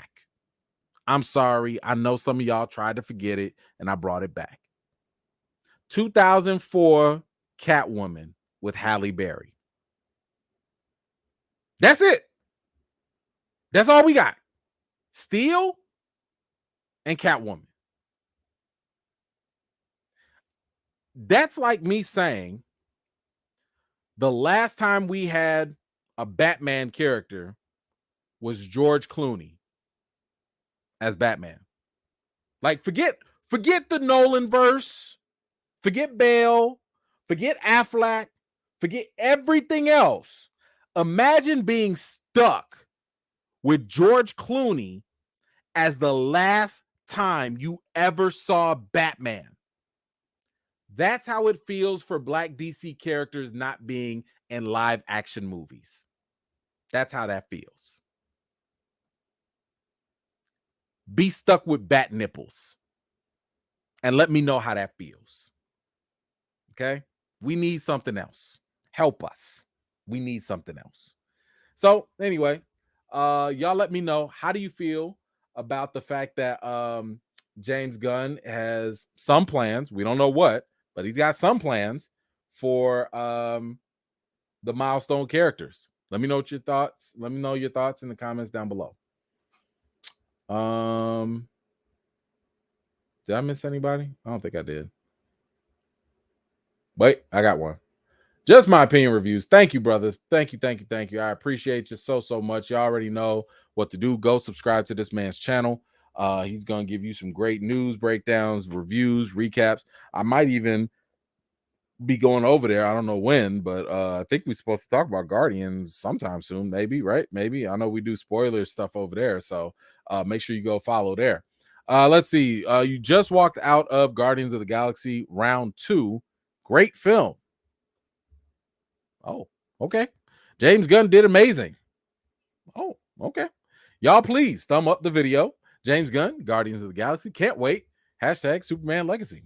All right. Hey, look, I am very happy for you that you found the film to be great and that you think James Gunn did an amazing job. I'm very happy for you. All right. Thank you, brother. I appreciate you. Y'all know what to do. Go to my favorite channel list and y'all can find him right there. Go ahead and subscribe if you haven't already. Great. Amazing. Yeah. So let's get to the last topic of the night, which is The Flash. So The Flash. Ooh, my goodness. Where do we even begin? So The Flash has been getting hyped up for a long time. I mean, James Gunn has said that it's probably one of the greatest superhero movies of all time. David Zaslav, the boss of Warner Brothers Discovery, has also said that this is probably one of the greatest superhero movies of all time. And that's fine. Like, they're entitled to their opinions. My question is, what other superhero movies have you seen? Like, I just need to know, what else are you comparing this to? Because if you've only watched 3 superhero movies, if you've only watched Black Adam, Shazam 2, and the Aquaman movie, and you say this is the great, I mean, I don't know if I could trust your judgment. That's all I'm saying. Now, James Gunn saying it, I mean, sir, you run the studio. Everything better be the best. James Gunn better be like DJ Khaled out there. Whenever, I don't care what it comes out, whatever comes out, we the best. Who? We. God did. We the best. That's why I can't even really take what he says. What is James Gunn gonna say when a movie's not good? What's he gonna say? He gonna say it's up? He gonna say don't go watch it? So you have to take that in consideration. You're not gonna badmouth your own movies. So if you sit here and say that this movie is the greatest thing ever, like, am I really about to sit here and believe you? So the hype around The Flash has been a lot. As I'm sure many of you already know. Ezra Miller has had a long litany of issues following so many years, just going back so many years. I could not, you type in Ezra Miller on my channel, E-Man, Ezra Miller, you'll find everything. Ezra Miller, who is the title character of The Flash, has been accused of grooming minors, has trespassed, has assaulted women, has been arrested, pled guilty to being arrested for stealing. Did I miss anything? I mean, Ezra was a whole domestic terrorist to Hawaii. Then Ezra went, I want to say, to Iceland and became an international terrorist over there.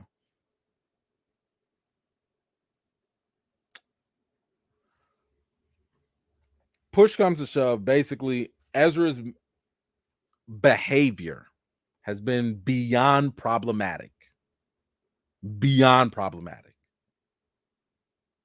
WB for a long time has kept silent.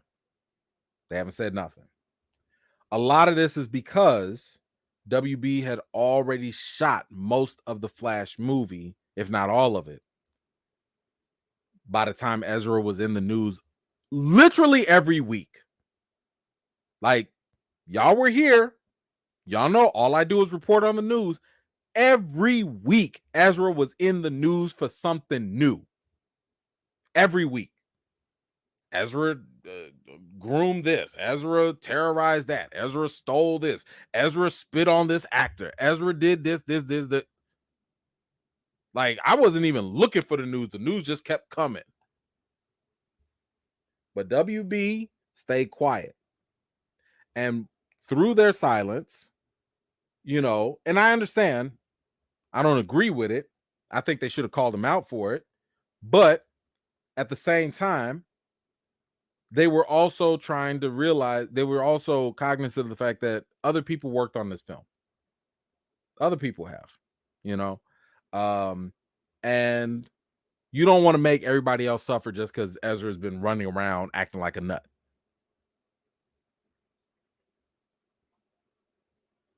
So, you know, we saw what ended up happening. Ezra released a statement stating that, you know, they have complex mental health issues and that they're going to get some help. Okay. WB is basically giving Ezra limited press. So I told y'all earlier that CinemaCon had just happened.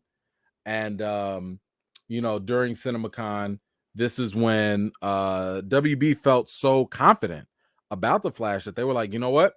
We're going to go ahead and screen the movie. And they released it. They screened it. So instead of a test audience or whatever, now they have a actual audience of, you know, fans and moviegoers and owners and stuff like that. And the reactions have been, you know, pretty positive. You know, it debuted at CinemaCon with plenty of Easter eggs and cheers for Michael Keaton's Batman. Ezra Miller was not in attendance, which is great. And the director and producer, who are siblings, they said the version of the film that screened on Tuesday is not finished. It's unfinished, but it's still pretty awesome. There are no closing credits, so it's possible that even more surprises are in store for those who purchase tickets.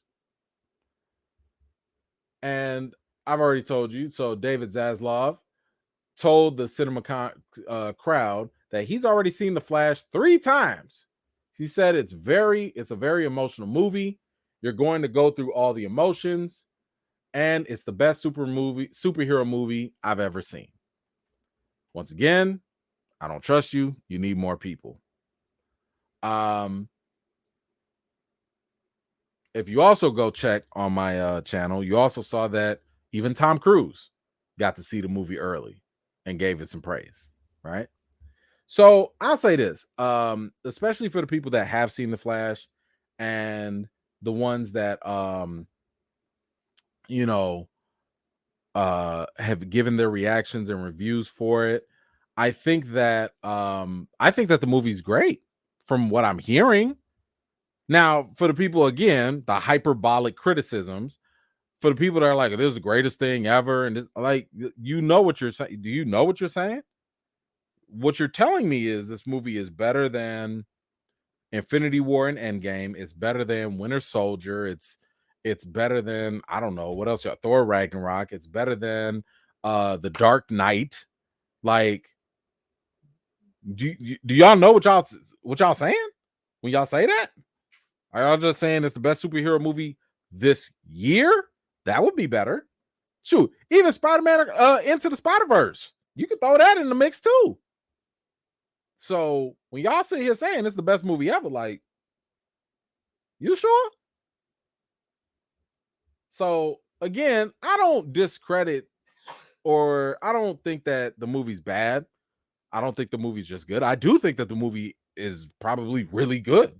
I just don't believe this extra hype of, oh my God, it's the best thing in the world. Now, I have no problem eating my words. Y'all already know I'm going to keep it 100 with y'all. If and when I go see that movie, and if it is one of the best things ever, I'm going to let y'all know. I'm going to let y'all know. I'm going to be like, y'all, listen, yo, Infinity War who? Infinity, Endgame what? I would let y'all know if that's the case. But right now, it sounds like a lot of hype and a lot of cap. So I don't know. Let's not forget.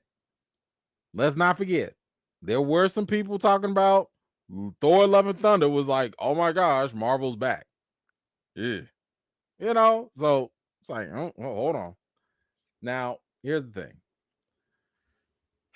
I've told y'all about Ezra Miller's background. I've told y'all about the things and the problematic behavior Ezra's had. I have been very adamant and very clear in stating my opinion about Ezra Miller and their actions. I've told you very, very, very clearly, Ezra deserves whatever help needed to help with whatever mental issues, etc. But Ezra Miller should not continue being the Flash at all. I told y'all, like, outside of all the other stuff, outside of all the arrests and the accusations and all that, out of all of that, the one tipping point for me, which should be an automatic breach of contract, should be an automatic problem, was the one thing. And I know some people like, but it was just an accusation. I don't care. It's too much. Why are you even in this position? It was the one accusation of Ezra Miller dressing up, or I'm sorry, using the Flash, like the toy, or dressing up as the Flash, or whatever it was, and allegedly using that imagery, saying, I'm the Flash, I'm the Flash, I'm the Flash, using your company's IP to groom minors. It's bad enough that you sitting here grooming minors, allegedly. But then you gonna put the franchise IP on top of that? You gonna use the Flash persona on top of that? The character that's supposed to be a hero? You supposed to be a hero and you doing villainous acts, allegedly, outside of that? You want kids to look up to that? That's like Marvel saying, you know what? Don't worry about it. We want the Pied Piper R. Kelly to be the new character, the new hero in the MCU. What?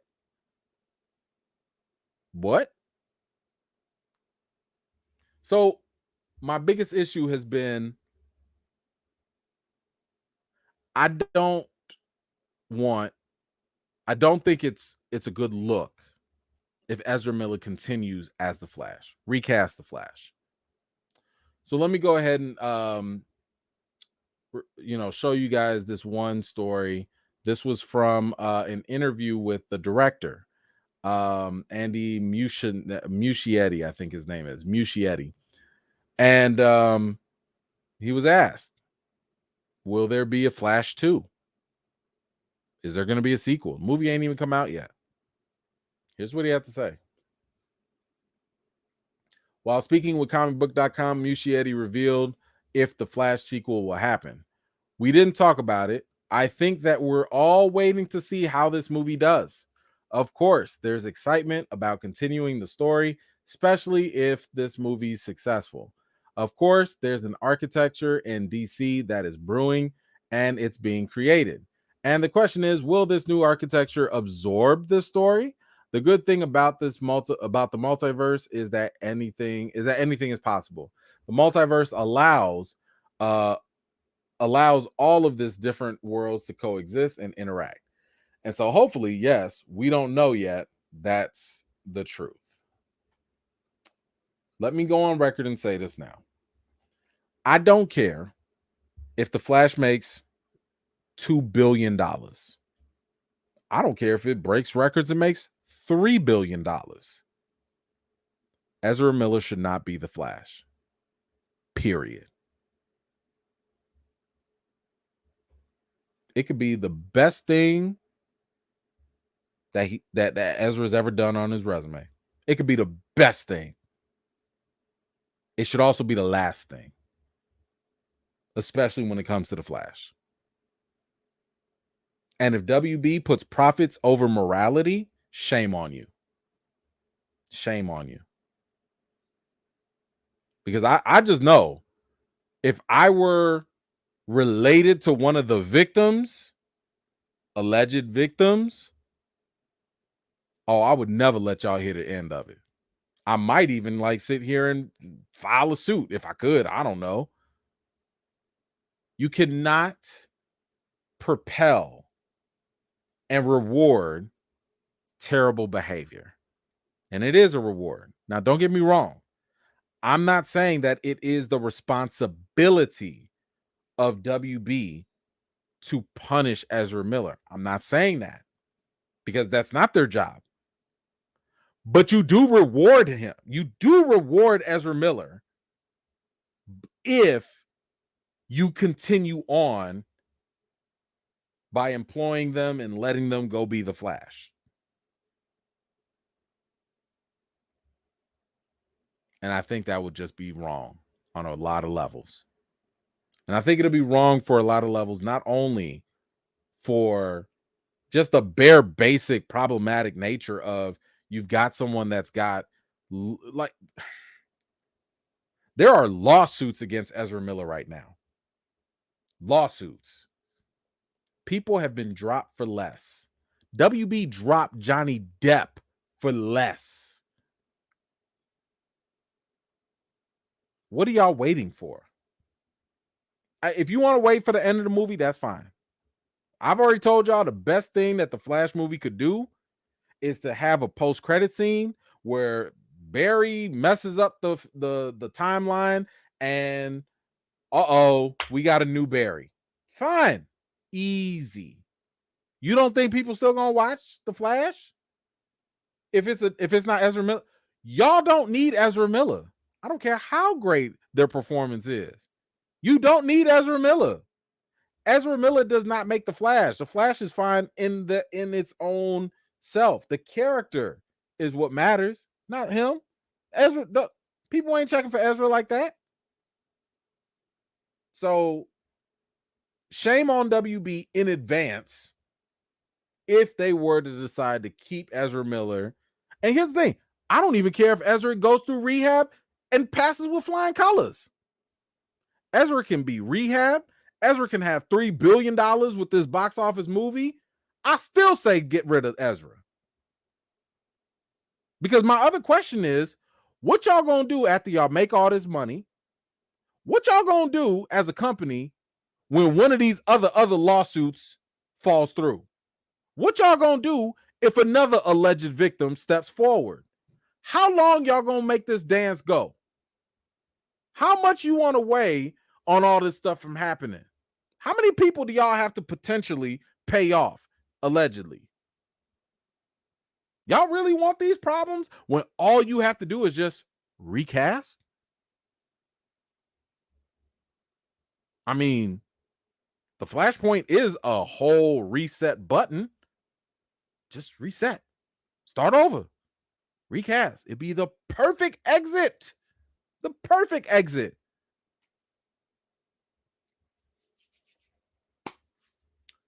Let's hope that justice prevails and WB wisens up, because I do think that whatever they decide to do with Ezra is going to be a potential domino effect in terms of how other studios treat their actors and where they draw their moral lines. All right. Y'all let me know, what do you think about the Flash hype? Let me know what you think about if The Flash is super successful, high ratings, high money, box office. What do y'all think? Do y'all think maybe Ezra Miller should get a pass? If Ezra comes clean and passes rehab and I don't know, does all the right things. I don't know. Y'all let me know. What do you think about this situation? Put your comments down below. All right. Just obliterated that 3 hours. One day.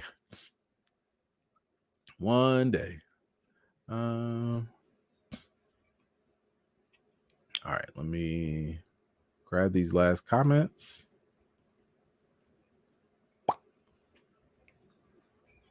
I get it. Oh, there it is. Rega, what you got? Any thoughts on the movie Sisu? It's been compared to John Wick. I missed it. I forgot why. I think I was. Did I have something else to do? I forgot. I had something else I had to do, but I missed it. But I will go see it as soon as I can. I don't know if it's in theaters yet or not, but that is a movie I do want to go see. And I mean, yeah, I saw the trailer for it and it did look very John Wickish. I'm there for it. I watch all those movies. So I haven't seen it yet, but it is on my docket. Don't you worry. I will get back to you on that. Thank you so much.